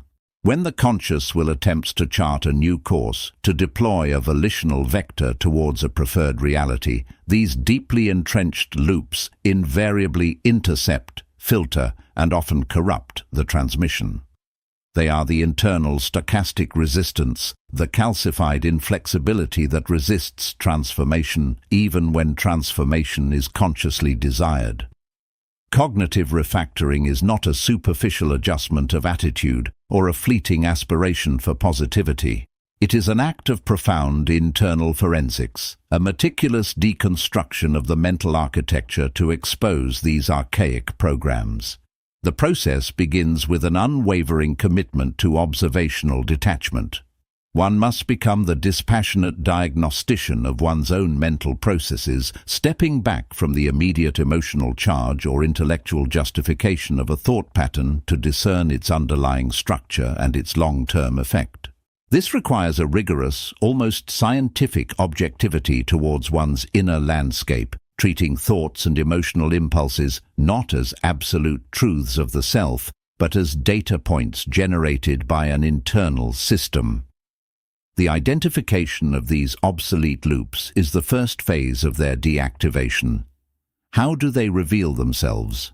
They manifest as persistent mental friction, as the subtle yet pervasive feeling of being stuck despite concerted effort. They are the internal voices that whisper doubt precisely when clarity is paramount, the reactive impulses that pull us back into old conflicts when a fresh perspective is needed. They are the automatic interpretations of external feedback that instantly confirm existing biases rather than allowing for objective assessment. Pay close attention to the recurrent themes in your internal dialogue, the predictable emotional triggers that lead to unproductive states, and the consistent rationalizations for inaction or self-sabotage. These are the signature outputs of an algorithmic loop in operation. Once identified, the process of deletion, or more accurately rewriting, is not about suppression. Suppression merely drives the loop deeper into the subconscious, where it continues to operate with stealth, further obscuring its influence. Instead, true refactoring involves a three-pronged approach: disidentification, recontextualization, and active recoding. Disidentification is the radical realization that you are not these algorithms. You are the consciousness that observes them. The loop is a program running within your mind, not the essence of your being. This distinction is paramount. It creates the necessary psychic distance to manipulate the code without being consumed by its output. When a familiar negative thought pattern or reactive emotional surge arises, the trained mind observes it, acknowledges its presence, but does not claim it as an inherent aspect of self. It is merely a function, a subroutine that has been activated. This disidentification weakens the loop's energetic hold. It is starved of the fuel of personal belief and emotional investment. Recontextualization follows. Every obsolete algorithm once served a purpose. Perhaps a pattern of anxiety protected you from perceived threats in childhood. A tendency to self-deprecate might have been an unconscious strategy to avoid responsibility or potential failure. Understanding the historical function of the loop, its original evolutionary or personal utility, transforms it from a personal failing into an outdated survival mechanism. This recontextualization is not an excuse for its continued operation, but a strategic understanding that dissolves the emotional guilt or shame often associated with these patterns. It allows for a detached appraisal, much like a programmer reviewing deprecated code. This particular line was once crucial, but the system has evolved. It is now redundant or even detrimental. Finally, the active recoding. With disidentification and recontextualization having weakened the loop, its influence becomes attenuated. This is the critical juncture for conscious intervention. Rather than merely observing its decay, one must deliberately and consistently install new, preferred algorithms. This is not about positive affirmations detached from genuine internal conviction, which often amount to superficial overlays that fail to rewrite the core code. Instead, it is the deliberate, repeated imposition of a new interpretive framework, a new default response, or a new pattern of thought that is in precise alignment with the volitional vector you wish to manifest. For example, if an obsolete loop generates automatic self-doubt in the face of a challenge, the active recoding involves consciously interjecting a counter-narrative, not of blind optimism, but of calculated capability and strategic resilience. This requires mental discipline, a conscious redirecting of attention and internal dialogue, repeatedly choosing the new algorithm over the old, especially when the old loop instinctively fires. Each instance of choosing the new pathway strengthens its neural circuitry, while each instance of disengagement from the old loop atrophies its power. This is an iterative process, demanding persistent vigilance and intellectual rigor. The deletion of these obsolete algorithmic loops is not a one-time event, but an ongoing process of refinement. The mind, like any complex system, requires continuous maintenance. As new challenges arise and new information is assimilated, previously adaptive algorithms may become obsolete. The goal is to cultivate a state of perpetual cognitive elasticity, a mind capable of self-correction and dynamic optimization. The direct consequence of this profound cognitive refactoring is an unparalleled clarity and coherence of purpose. The internal static dissipates. The energy previously consumed by unproductive loops becomes available, directly powering the volitional vector. The subjective topology, once convoluted by self-imposed limitations, simplifies into a direct conduit for intentionality. The observer-agent protocol becomes immensely more potent because the agent's internal instructions are free from corruption. The causal convergence, the bringing forth of preferred realities, accelerates with an unprecedented precision. Without the internal resistance, the architecting process shifts from struggle to flow, from fragmented effort to unified execution. To neglect this crucial internal work is to condemn oneself to a perpetual cycle of frustration. The most powerful volitional vector will be ceaselessly deflected and diffused by the very internal programs meant to process reality. It is akin to attempting to sail a magnificent vessel with a meticulously planned course, only to have its engine continually choked by unseen debris in the fuel lines. The journey becomes one of constant impediment, never reaching its intended destination with the grace and efficiency it deserves. The mastery achieved through cognitive refactoring transcends mere self-improvement. It is a fundamental act of liberation from the arbitrary constraints of past programming. It elevates consciousness to a state of internal sovereignty, where the mind becomes an instrument of deliberate creation rather than a reactor to inherited code. This internal purification is the essential prerequisite for all subsequent stages of systemic recalibration, preparing the ground for an integrated operation of self and environment. It is the arduous, yet indispensable work of aligning the internal architecture with the limitless possibilities of the external plenum, forging a mind that is not merely receptive, but powerfully, intelligently, and unceasingly generative. Chapter 9. The Iterative Synthesis, Real-Time System Recalibration. The deletion of obsolete algorithmic loops, as previously explored, creates a necessary vacuum. Yet this cleared ground is not an end in itself. It is merely the prelude to an altogether more dynamic and demanding phase, the iterative synthesis. This process demands a relentless, real-time recalibration of the entire internal operating system, moving beyond the removal of cognitive encumbrances to the active conscious construction of adaptive coherence. To simply excise what no longer serves is to prevent further stagnation. But to thrive, to authentically direct causal convergence and architect preferred realities, requires a continuous, self-optimizing feedback mechanism. Your internal system, the intricate construct of perception, interpretation, and response, is not meant to be a static edifice. It is a living, breathing architecture, perpetually in dialogue with the unbounded field of potential. The iterative synthesis is that ongoing conversation, a dialectic between your internal framework and the dynamic flux of existence, designed to maintain optimal function and alignment with your highest volitional vectors. This synthesis is iterative precisely because reality is not a fixed landscape. It is a field of ceaseless transformation, a quantum plenum constantly presenting new configurations. Consequently, your internal models, your predictive frameworks, and your operational parameters must possess an inherent plasticity, a capacity for immediate, profound adjustment. This is not about reaction, it is about proactive integration. It involves absorbing new data, recalibrating expectations, and refining the subtle mechanics of your consciousness even as events unfold. The cognitive refactoring was the initial decisive act of clearing. The iterative synthesis is the sustained, disciplined practice of continuous optimization. Consider the nature of this synthesis. It is not merely the accumulation of additional facts or experiences.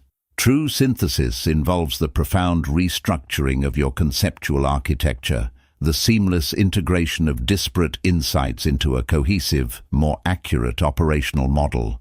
When a long-held belief is identified as an obsolete algorithmic loop and subsequently deleted, the space it occupied does not remain empty. It becomes an invitation for a more refined understanding, a principle to be consciously built from new observation and internal processing. This construction is dynamic. It is a constant asking, how does this new piece of information, this novel experience, alter my understanding of cause and effect? How does it refine my capacity to direct my observer-agent protocol? Real-time system recalibration is the practical application of this iterative synthesis. It implies an acute awareness of the subtle discrepancies between expected outcomes and observed phenomena.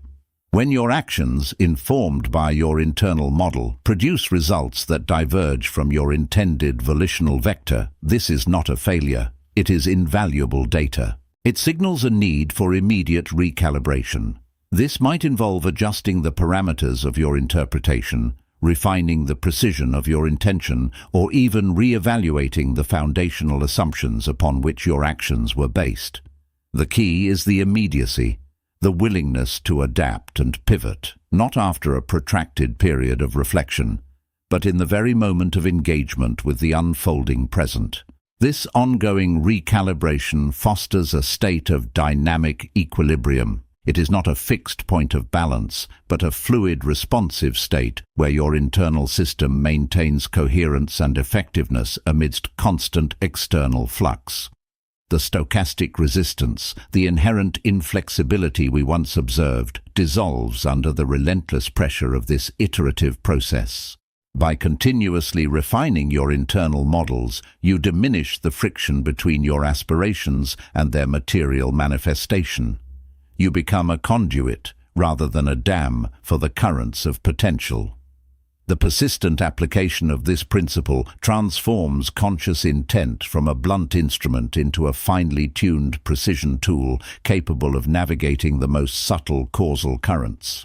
The conscious agent, operating through iterative synthesis, develops an almost precognitive sensitivity to the subtle shifts in the quantum plenum, the unifying field of potential.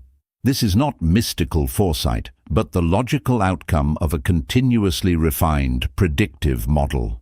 When your internal system is consistently updated, when its algorithms are constantly optimized through real-time feedback, its capacity to anticipate patterns and trajectories increases exponentially. You begin to perceive not just the surface events, but the deeper currents of probability and potential that animate them. This allows for a more subtle and effective application of your volitional vector, an earlier and more precise deployment of your intent. To fully grasp the profound practical consequence of this relentless internal activity, consider the journey of a pioneering neuroscientist, Dr. Aris Thorne, who dedicated decades to mapping the intricate neural architecture responsible for conscious awareness itself. His initial research was built upon established models of synaptic transmission and neuronal networks, foundational principles he had meticulously internalized. However, as his work progressed, the emergent data began to subtly contradict his cherished paradigms. Specific patterns of quantum entanglement, detected at the subneuronal level within his experimental setups, defied explanation through classical electrochemical models. For years, Thorne's internal system, his learned algorithms, attempted to force this anomalous data into existing frameworks. He refined his equipment, re-ran experiments, dismissed outliers. But the discrepancies persisted, a persistent whisper against the roar of his established understanding. This was the moment for iterative synthesis. Rather than deleting his foundational knowledge, for much of it remained valid, he recognized the need for recalibration, not just of his methodology, but of his very conceptual understanding of consciousness. He began to synthesize the quantum principles, previously abstract concepts, with the concrete neurophysiological data. This recalibration was not immediate. It was a grueling, continuous process. Each new experimental result, each unexpected observation, forced a subtle adjustment to his evolving theory. When a specific intervention, designed purely from a classical perspective, failed to produce an expected outcome, Thorne did not merely abandon the intervention. He scrutinized the failure for informational content, integrating it into his expanding quantum neurophysiological hypothesis. If a particular stimulation method, based on his new synthesis, yielded an unanticipated resonance, he would immediately adjust his understanding of the subtle interplay between intention and observation at the subcellular level. His lab became a crucible of constant adaptation. The initial impedance, the mental drag of his old paradigms, gradually diminished as he consciously integrated the seemingly disparate fields. He began to view the brain not as a mere biological computer, but as a complex adaptive system, capable of operating as an observer-agent protocol, actively interacting with the quantum plenum. His new models allowed him to predict, with increasing accuracy, how subtle changes in conscious focus could influence quantum phenomena within neuronal structures, leading to entirely novel therapeutic approaches for neurological disorders. This demanded an ongoing synthesis of information from quantum physics, neuroscience, and even ancient philosophical tenets regarding awareness. Each successful prediction, each validation, further refined his internal system, allowing for even more precise hypotheses and interventions. His initial framework had to be continuously re-evaluated, pruned and expanded, never settling into a static definition, but always remaining agile, responsive, and open to deeper integration. The tangible consequence was a profound shift in the understanding of human consciousness, paving the way for entirely new avenues of research and healing. This relentless, ongoing recalibration of one's internal architecture is not merely an intellectual exercise, it is the operational engine of conscious evolution. It is the deliberate, moment-to-moment engagement with the dynamic nature of existence, ensuring that your internal system remains perpetually aligned, perpetually optimized, and perpetually capable of architecting realities precisely aligned with your most profound volitional vectors. The journey is one of continuous refinement, a testament to the inexhaustible capacity of consciousness to integrate, adapt, and manifest. Chapter 10. The Environmental Decoupling, Isolating Internal State from External Flux. The ceaseless torrent of external stimuli, a cascade of information and energetic signatures, perpetually assails the human sensorium. This continuous influx, the environmental flux, is an undeniable condition of existence. From the subtle shifts in atmospheric pressure to the cacophony of global discourse, from the intricate dynamics of social interaction to the subtle energetic fields emanating from every object and organism, our perceptual apparatus is inundated.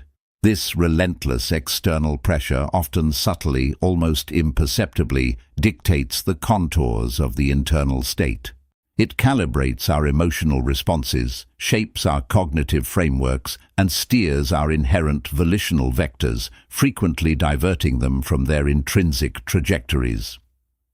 The inherent susceptibility to this external flux is a fundamental aspect of the systemic miscalibration that afflicts much of human consciousness. Without a deliberate and rigorously applied methodology, the internal landscape becomes a mere echo chamber for the external world. Our subjective topology, the unique configuration of our individual reality, risks becoming a pliable substrate, molded and reshaped by the prevailing currents of the environment.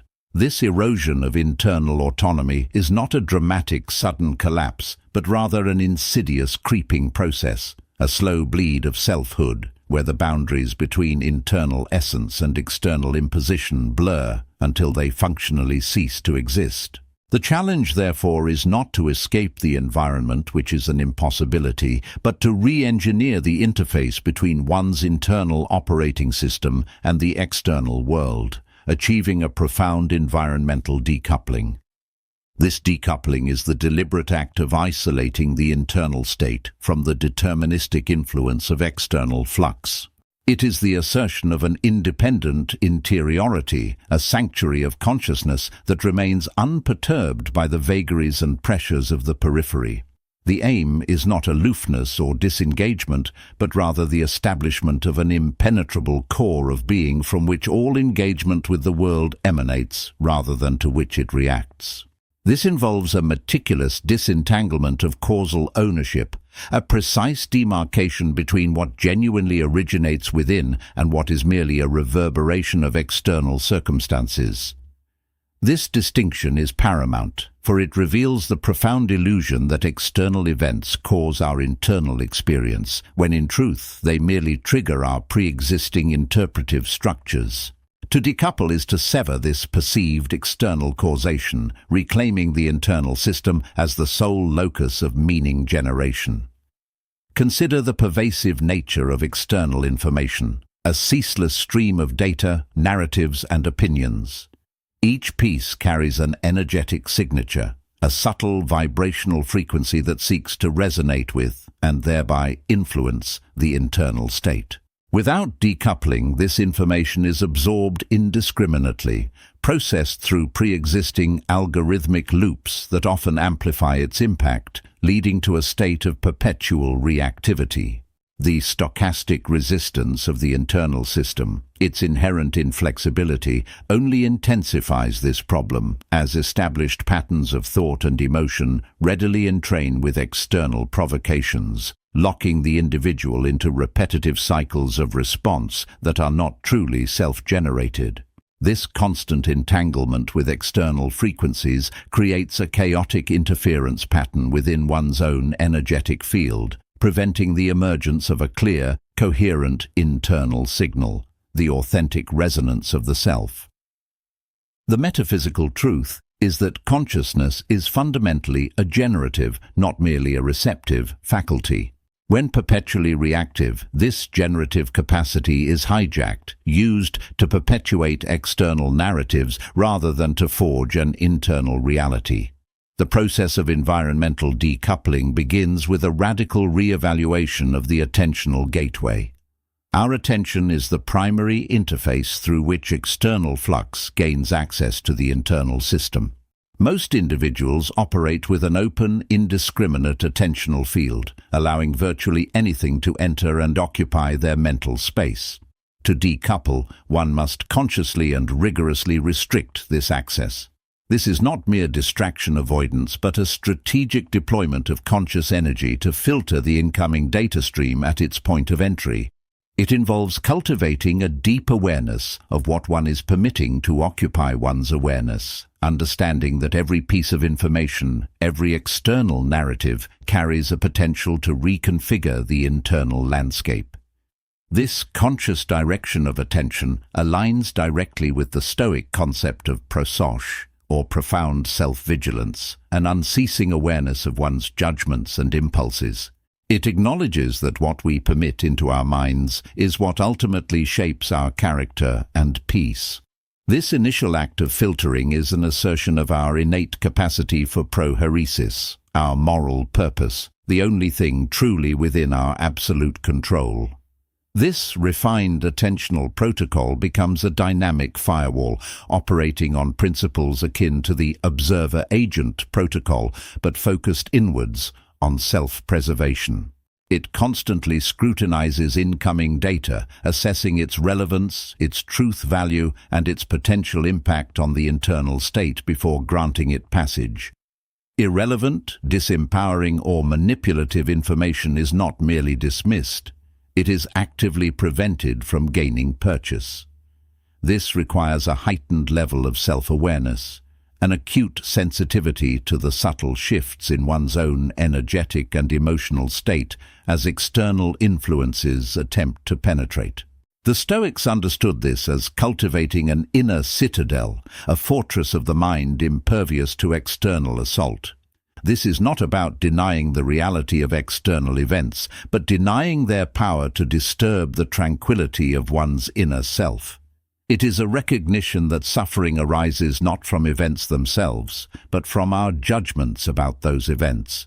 Decoupling, then, is the active refinement of these judgments, aligning them with reason and virtue. The internal state, in this context, refers to the fundamental operating parameters of consciousness. One's core values, the integrity of one's emotional equilibrium, the clarity of one's rational faculty, and the unwavering directionality of one's volitional vectors.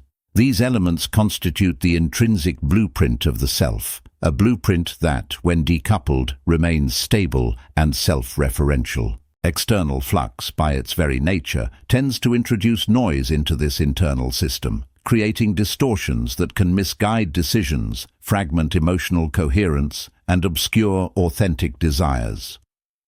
The act of decoupling is, therefore, an act of preservation, protecting the pristine nature of this internal blueprint. Metaphysically, this blueprint is the expression of an individual's unique fractal of universal consciousness, a particular emanation of the underlying plenum of existence. To allow external imposition to distort this blueprint is to obscure one's true nature, to live a life misaligned with one's inherent cosmic signature. The imperative for environmental decoupling arises from the understanding that external conditions, by their very nature, are impermanent, chaotic, and beyond direct personal control. To anchor one's internal state to such an unstable foundation is to guarantee a perpetual state of instability. Consider the relentless changes in economic conditions, social trends, political landscapes, or even the immediate moods of those around us. If our inner peace, our sense of purpose, or our emotional balance are predicated on the alignment of these external factors, we are condemned to a life of reactive oscillations, perpetually buffeted by forces we cannot command. Herein lies the core of Stoic wisdom, the stark dichotomy of control. We distinguish rigorously between what is up to us, our judgments, desires, aversions, and intentions, and what is not up to us, our body, possessions, reputation, and external events. Environmental decoupling is the practical application of this dichotomy, an unyielding commitment to focus exclusively on what is truly within our volitional grasp. True mastery involves recognizing the inherent separation between the external event and the internal response. An external event is simply data, an objective occurrence in the quantum plenum of potentiality. Its meaning, its emotional valence, and its subsequent impact on one's internal state are entirely constructed within the internal system. This realization empowers the individual to consciously disengage the causal link between external stimulus and internal reaction.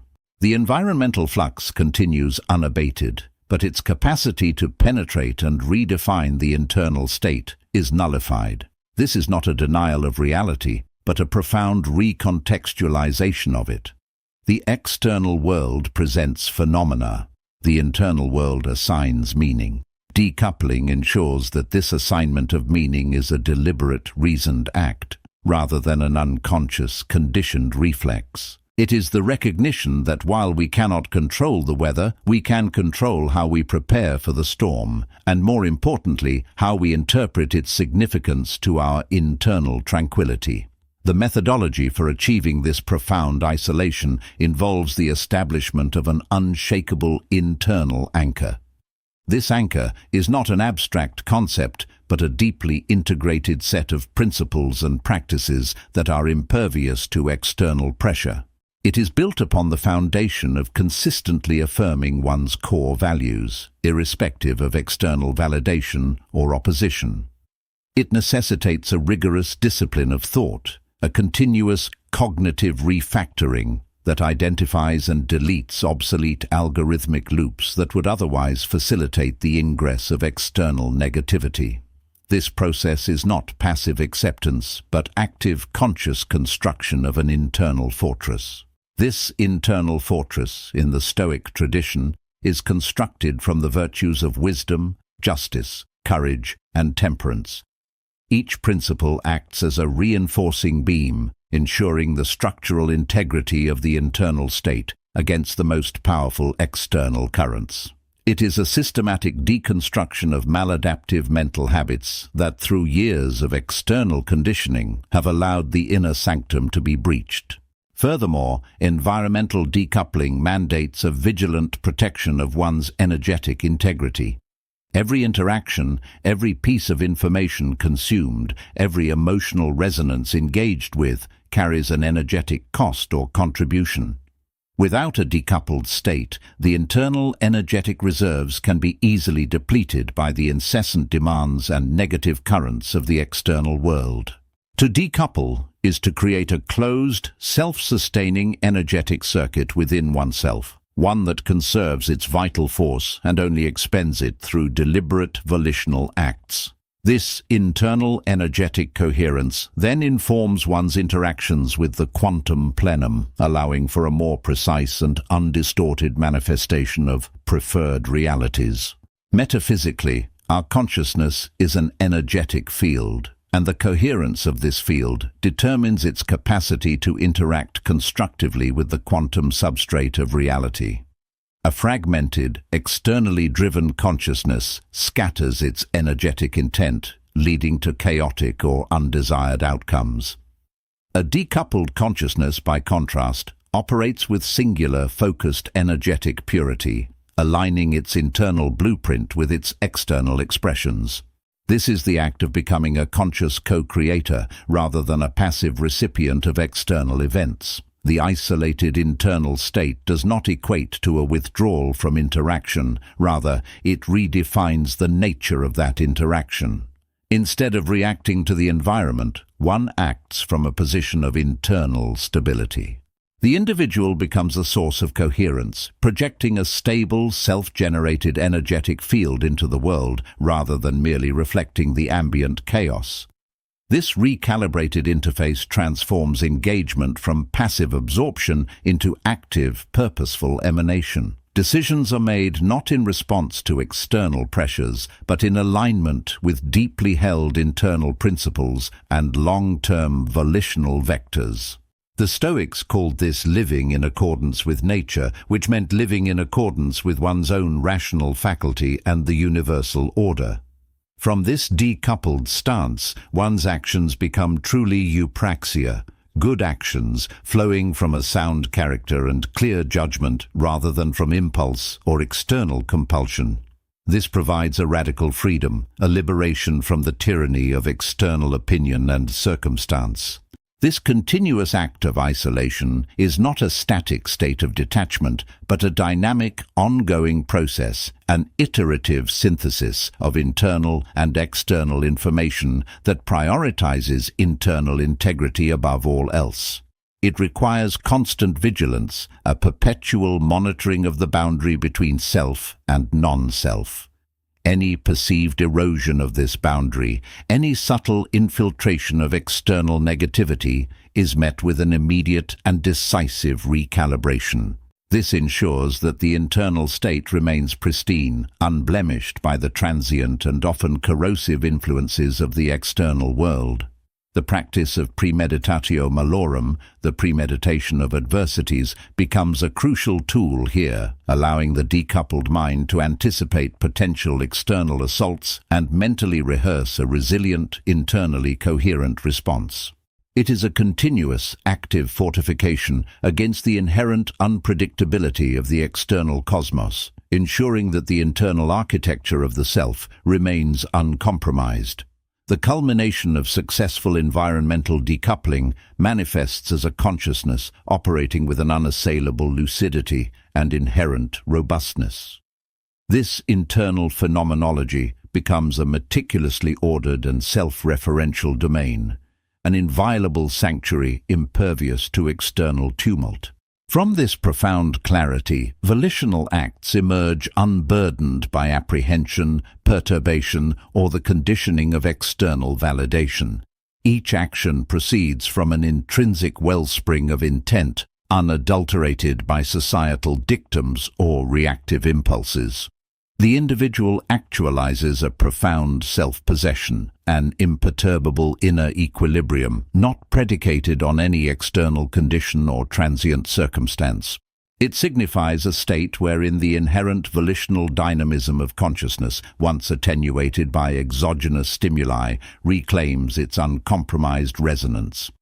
The external flux is then perceived as mere informational input, observed and processed, yet never permitted to transgress the sanctity of one's autonomously constituted being. This is the realization of authentic freedom, the metaphysical understanding that one's inner world, when diligently protected and cultivated, is the sole territory where absolute autonomy can be exercised, an irreducible locus of being from which all genuine existence unfurls. Chapter 11. The Coherent Field Operation. Unified Self-Environment Interface. Having navigated the turbulent currents of external flux through the deliberate act of environmental decoupling, we now stand at the threshold of a profound operational evolution. Our previous exploration focused on fortifying the internal architecture, creating an unassailable bastion of self-regulation, insulating the core from the entropic pull of the outside world. This was the crucial preliminary, the establishment of an unwavering inner state. But true mastery, the complete fulfillment of one's causal potential, transcends mere insulation. It necessitates engagement, a dynamic and potent interaction with the very environment from which we once sought protective separation.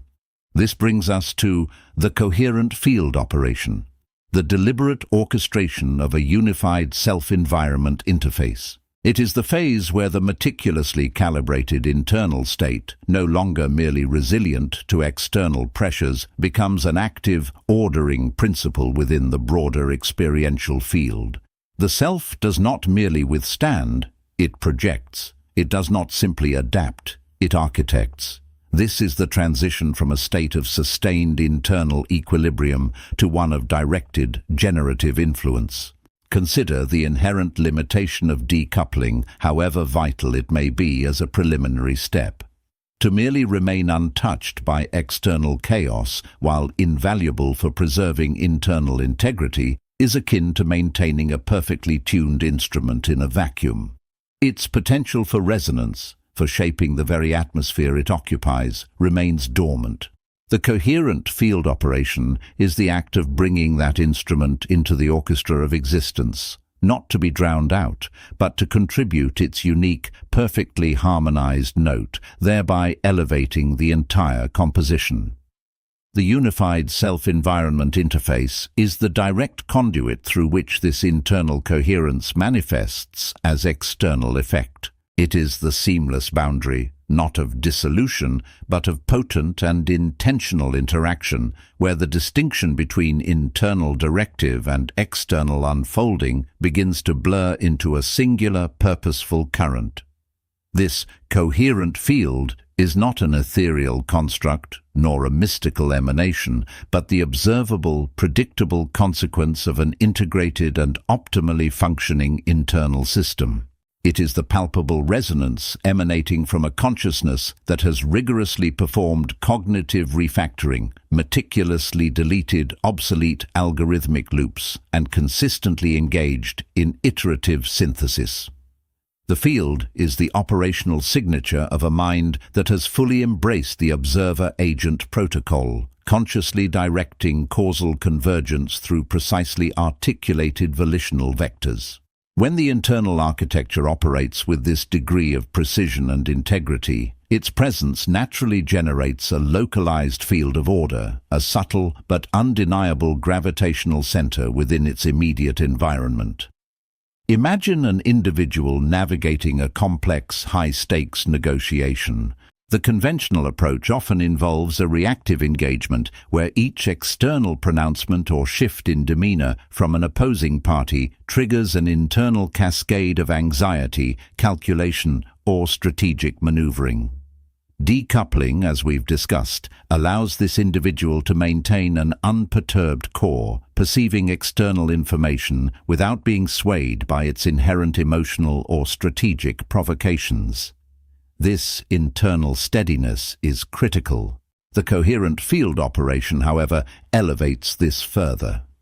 It is when the negotiators' unyielding calm, the absolute clarity of their strategic intent, and the consistent integrity of their communication begin to subtly, yet profoundly, influence the psychological and logical landscape of the negotiation itself. Their presence becomes an anchor, a stable reference point against which the other parties inevitably recalibrate their own positions. The field generated is one of reasoned deliberation, even when surrounded by aggressive posturing. This is not about overt dominance. It is about the quiet, persistent influence of an optimized internal state, projecting its coherence onto the external dynamics.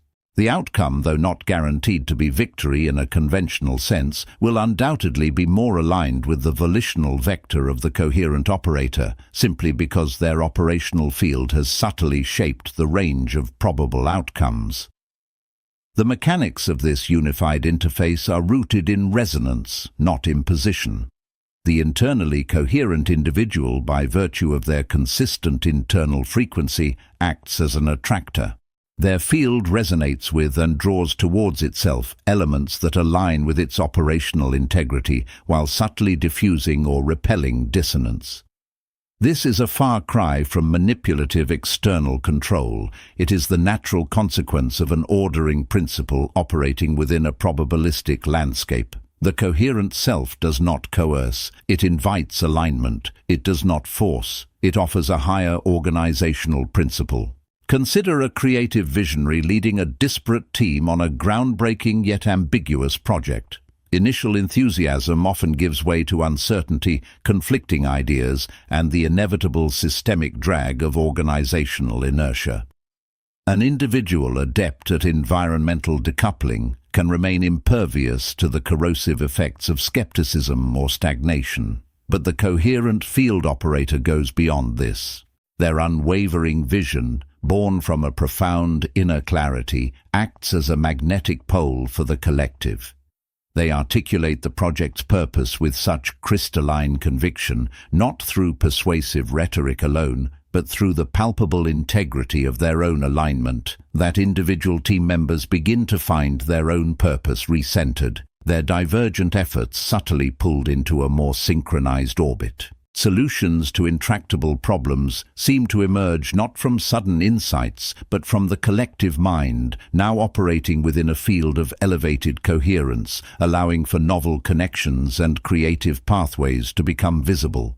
The unified self-environment interface here manifests as a creative crucible, where the leader's internal order sparks an equivalent order in the collaborative endeavor, transforming a collection of individuals into a synergistic unit. Operating within this unified field demands active participation, not passive observation. The self, having integrated its operational parameters with the environment, perceives incoming information with unprecedented clarity. The noise, the irrelevant data points, the emotional detritus that often clouds judgment are filtered with an inherent precision. What remains is pure signal, directly relevant to the conscious direction of the volitional vector. Decision-making, therefore, ceases to be a reactive calculation in response to external stimuli. It becomes an organic extension of the internal coherence, a continuous expression of purpose unfolding within the environment. Take the example of an emergency physician. In a chaotic trauma bay, the scene is often a vortex of desperate urgency, conflicting information, and high-stakes decisions. The physician who has mastered environmental decoupling can stand as an island of calm, processing data without succumbing to the emotional pressure. This allows for crucial, precise action.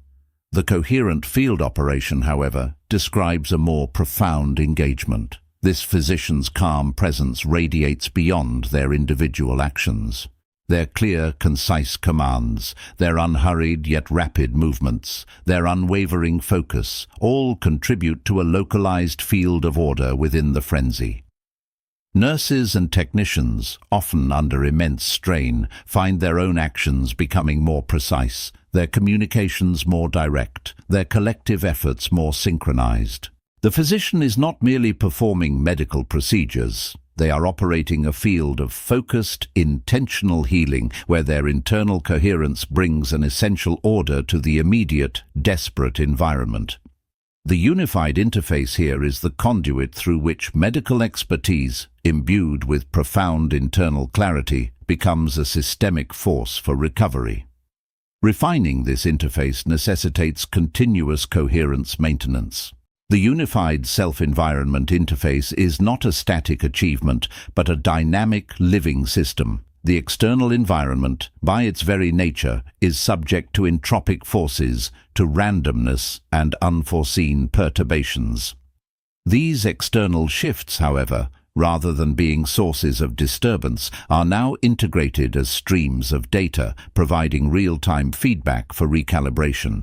The iterative synthesis, previously discussed, becomes a continuous operational loop, ensuring the integrity of one's internal parameters is sustained, even amidst shifting external conditions. The focus remains perpetually inward, not in a solipsistic retreat, but in the constant calibration of one's own internal frequency, ensuring it remains undiluted and aligned with the overarching volitional vector. External validation or approval becomes irrelevant. The sole imperative is the unyielding fidelity to one's own coherent operational truth. Consider an individual engaged in a long-term artistic endeavor, such as composing a complex symphony or writing an epic novel. The initial creative spark, the volitional vector, is a powerful impetus. But the journey is long, fraught with self-doubt, external criticism, and the immense pressure of sustained effort. Environmental decoupling allows the artist to disregard the noise of commercial expectations or critical reception, maintaining focus on the intrinsic value of their creation. The coherent field operation, however, describes how the artist's sustained commitment to their internal vision, their unwavering dedication to the precise articulation of their creative impulse, begins to generate a palpable field around the work itself. Ideas that previously seemed elusive suddenly crystallize. The structure of the narrative or the musical piece begins to reveal itself with an inherent logic. Collaborators, editors, or musicians involved in bringing the work to life find themselves drawn into the artist's coherent vision, their individual contributions aligning effortlessly with the grander design. The external environment, be it a publisher, an orchestra, or an audience, begins to perceive the work not merely as a product, but as an authentic expression of a profound internal order. The unified self-environment interface transforms the act of creation into a resonant experience, influencing not just the direct participants, but also the broader cultural landscape through its sheer, undeniable integrity. The ultimate outcome of sustained, coherent field operation is the consistent, almost inevitable manifestation of preferred realities within one's sphere of influence.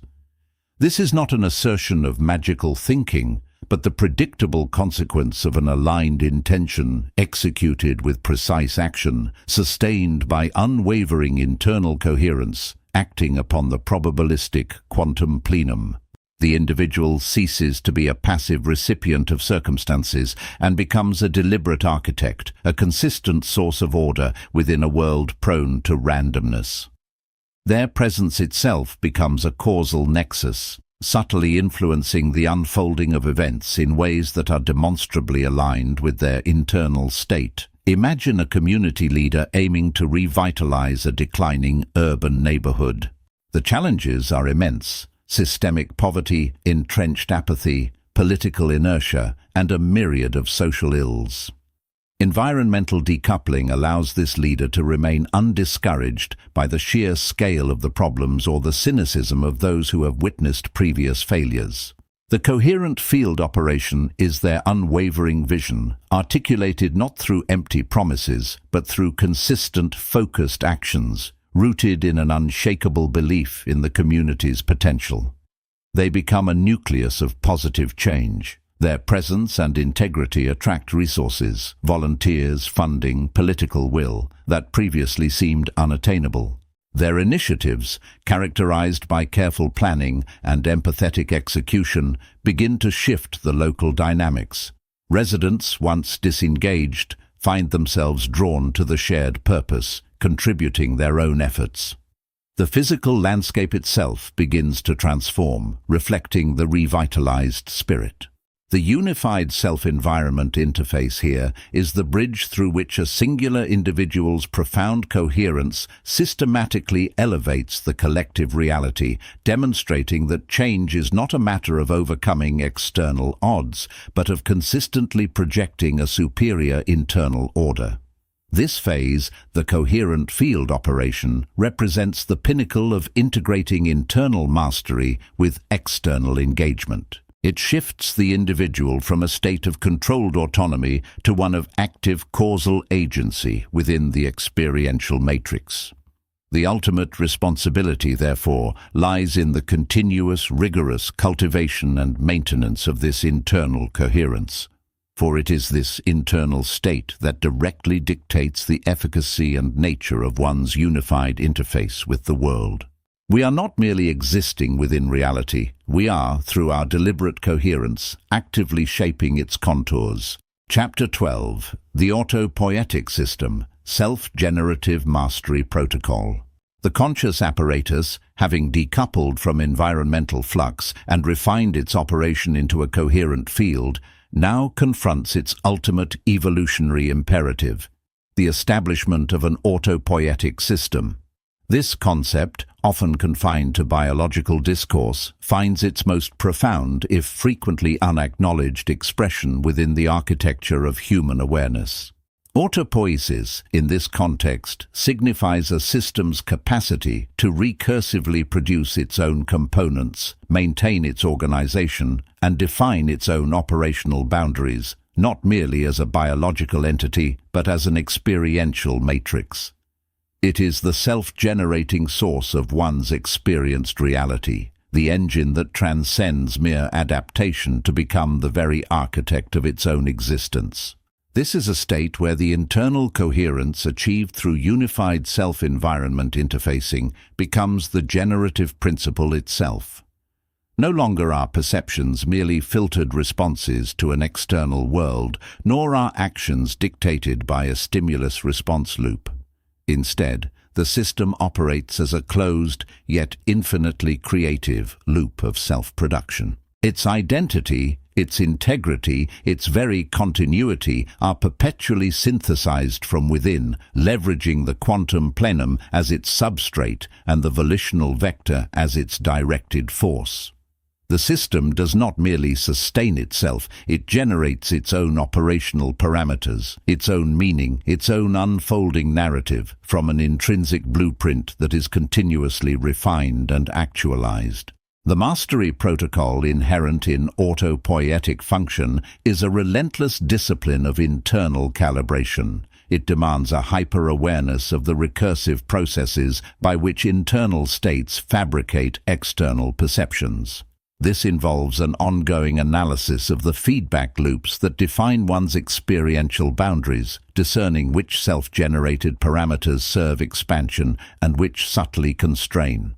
The mind, having understood its role as an observer agent, now becomes a conscious programmer of its own core algorithms. It shifts from merely processing inputs to actively defining the computational rules themselves. This is not the passive reception of data, but the active construction of the interpretive framework. Consider the intricate dance of the cellular organism. It exchanges matter and energy with its environment, yet it remains distinct, maintaining its boundary and self-identity by continually producing its own constituent molecules. In the realm of consciousness, the autopoietic system performs a similar, yet vastly more complex feat. It processes information, experiences emotions, and engages in actions, but its fundamental coherence and sense of self are not derived from these interactions. Instead, they are generated through them. The system feeds upon its own processes, continuously refreshing and reaffirming its structural and functional integrity. It generates the very ground upon which its perceptions land, and the lens through which its reality is viewed. This self-generative mastery protocol is the ultimate liberation from the algorithmic drift, the systemic miscalibration that defines a life lived in reaction. When the conscious apparatus achieves autopoietic function, it becomes fundamentally insulated from external chaos, not through denial, but through a radical shift in causality. The external is no longer the primary determinant. Rather, it becomes a mirror reflecting the internal generative output. This is not about controlling the world, but about orchestrating one's internal architecture such that the world, as experienced, becomes an inevitable extension of one's own foundational coherence.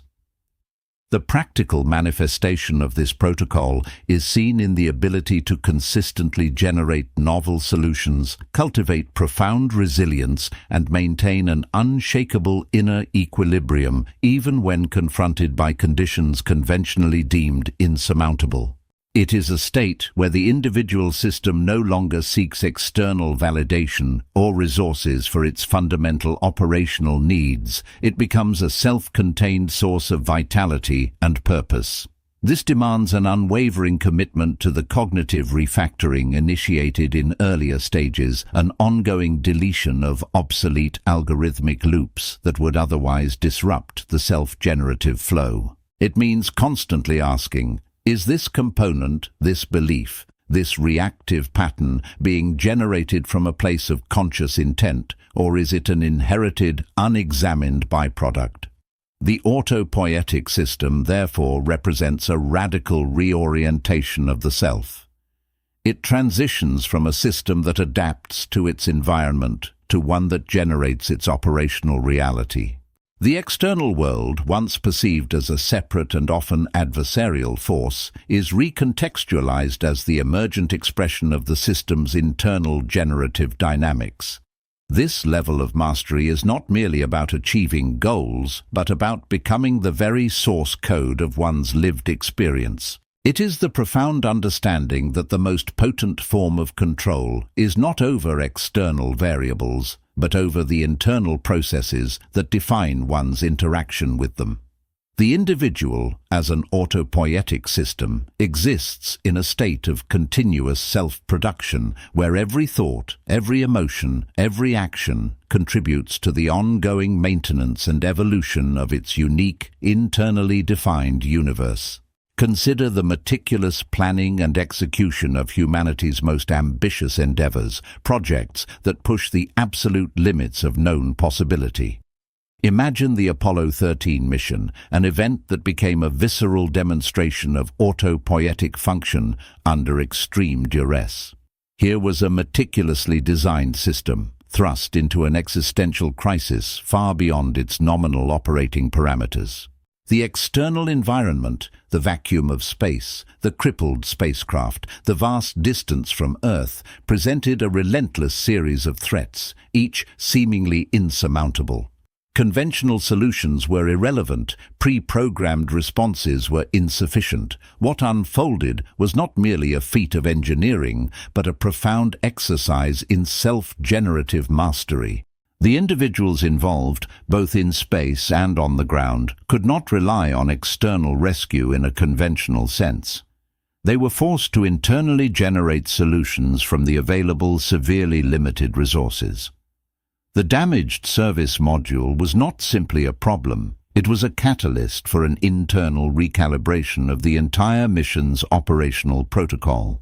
The task of converting square carbon dioxide filters to fit round openings was not a pre-existing instruction. It was an act of raw self-referential creation, born from an urgent necessity to maintain the crew's vital internal environment.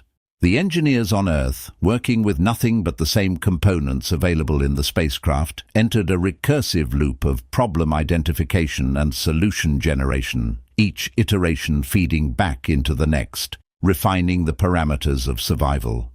The crew in space, confronted with plummeting temperatures, failing systems, and the psychological burden of isolation, had to generate their own coherence. Their mental fortitude, their capacity for precise observation, their disciplined execution of improvised procedures were not external gifts. They were internally generated states, cultivated and maintained through sheer volitional vectoring. They did not simply react to the crisis. They became a self-organizing system that continuously produced its own operational integrity in defiance of overwhelming entropy. Every breath taken, every adjustment made, every calculation performed was a component produced by the system for the system's continued existence. They were not just repairing a vessel, they were recursively generating the conditions for their own survival, transforming an almost certain catastrophe into a testament to human ingenuity. This was the ultimate expression of the coherent field operation, where the internal states of the individuals, both collectively and individually, generated the conditions for a tangible, life-saving outcome, forging a new reality from the brink of oblivion. The successful return of Apollo 13 was not a lucky escape. It was the inevitable consequence of a system that achieved autopoietic function under extreme pressure, demonstrating that the ultimate frontier lies not in the stars, but within the generative capacity of conscious awareness. It underscores that true mastery is found not in manipulating the external world, but in meticulously cultivating the internal processes that define one's engagement with it. This is the profound realignment of causality, where the human system moves beyond the limitations of reactive existence and into the realm of absolute causal determination, becoming the undeniable source of its own unfolding destiny. Conclusion: the singular convergence, absolute causal determinism. The journey has unveiled the intricate mechanics of your internal cosmos, dismantling the systemic miscalibrations that once veiled your true operational capacity. You have meticulously re-architected the cognitive frameworks, purged the recursive impedances, and transcended the isolating constructs of subjective perception. What began as a deconstruction of entropic drag culminates now in a profound synthesis, a convergence point where the observer and the observed merge into a singular self-determining continuum. At this apex, the unified field of potential, once merely glimpsed, is now understood as the malleable substratum responsive to coherent internal G-ling. The volitional vector, precisely aligned, no longer encounters stochastic resistance, but moves through reality with an unimpeded grace. This is the autopoietic system in its fullest expression, a self-generative architecture that defines its own operational parameters and manifests its chosen outcomes. This final station marks the arrival at absolute causal determinism. It is not a surrender to an external fate, but the apotheosis of agency, a state where the refined internal landscape projects its blueprint directly onto the fabric of existence. Every perceived effect, every experienced reality becomes a direct and inevitable consequence of the precisely tuned, integrated will. The universe, in its fundamental responsiveness, yields to the architect within. Here, intention is causation, and consciousness, having shed its algorithmic drift, becomes the singular, unwavering determinant of its own unfolding reality. This is the mastery. This is the convergence.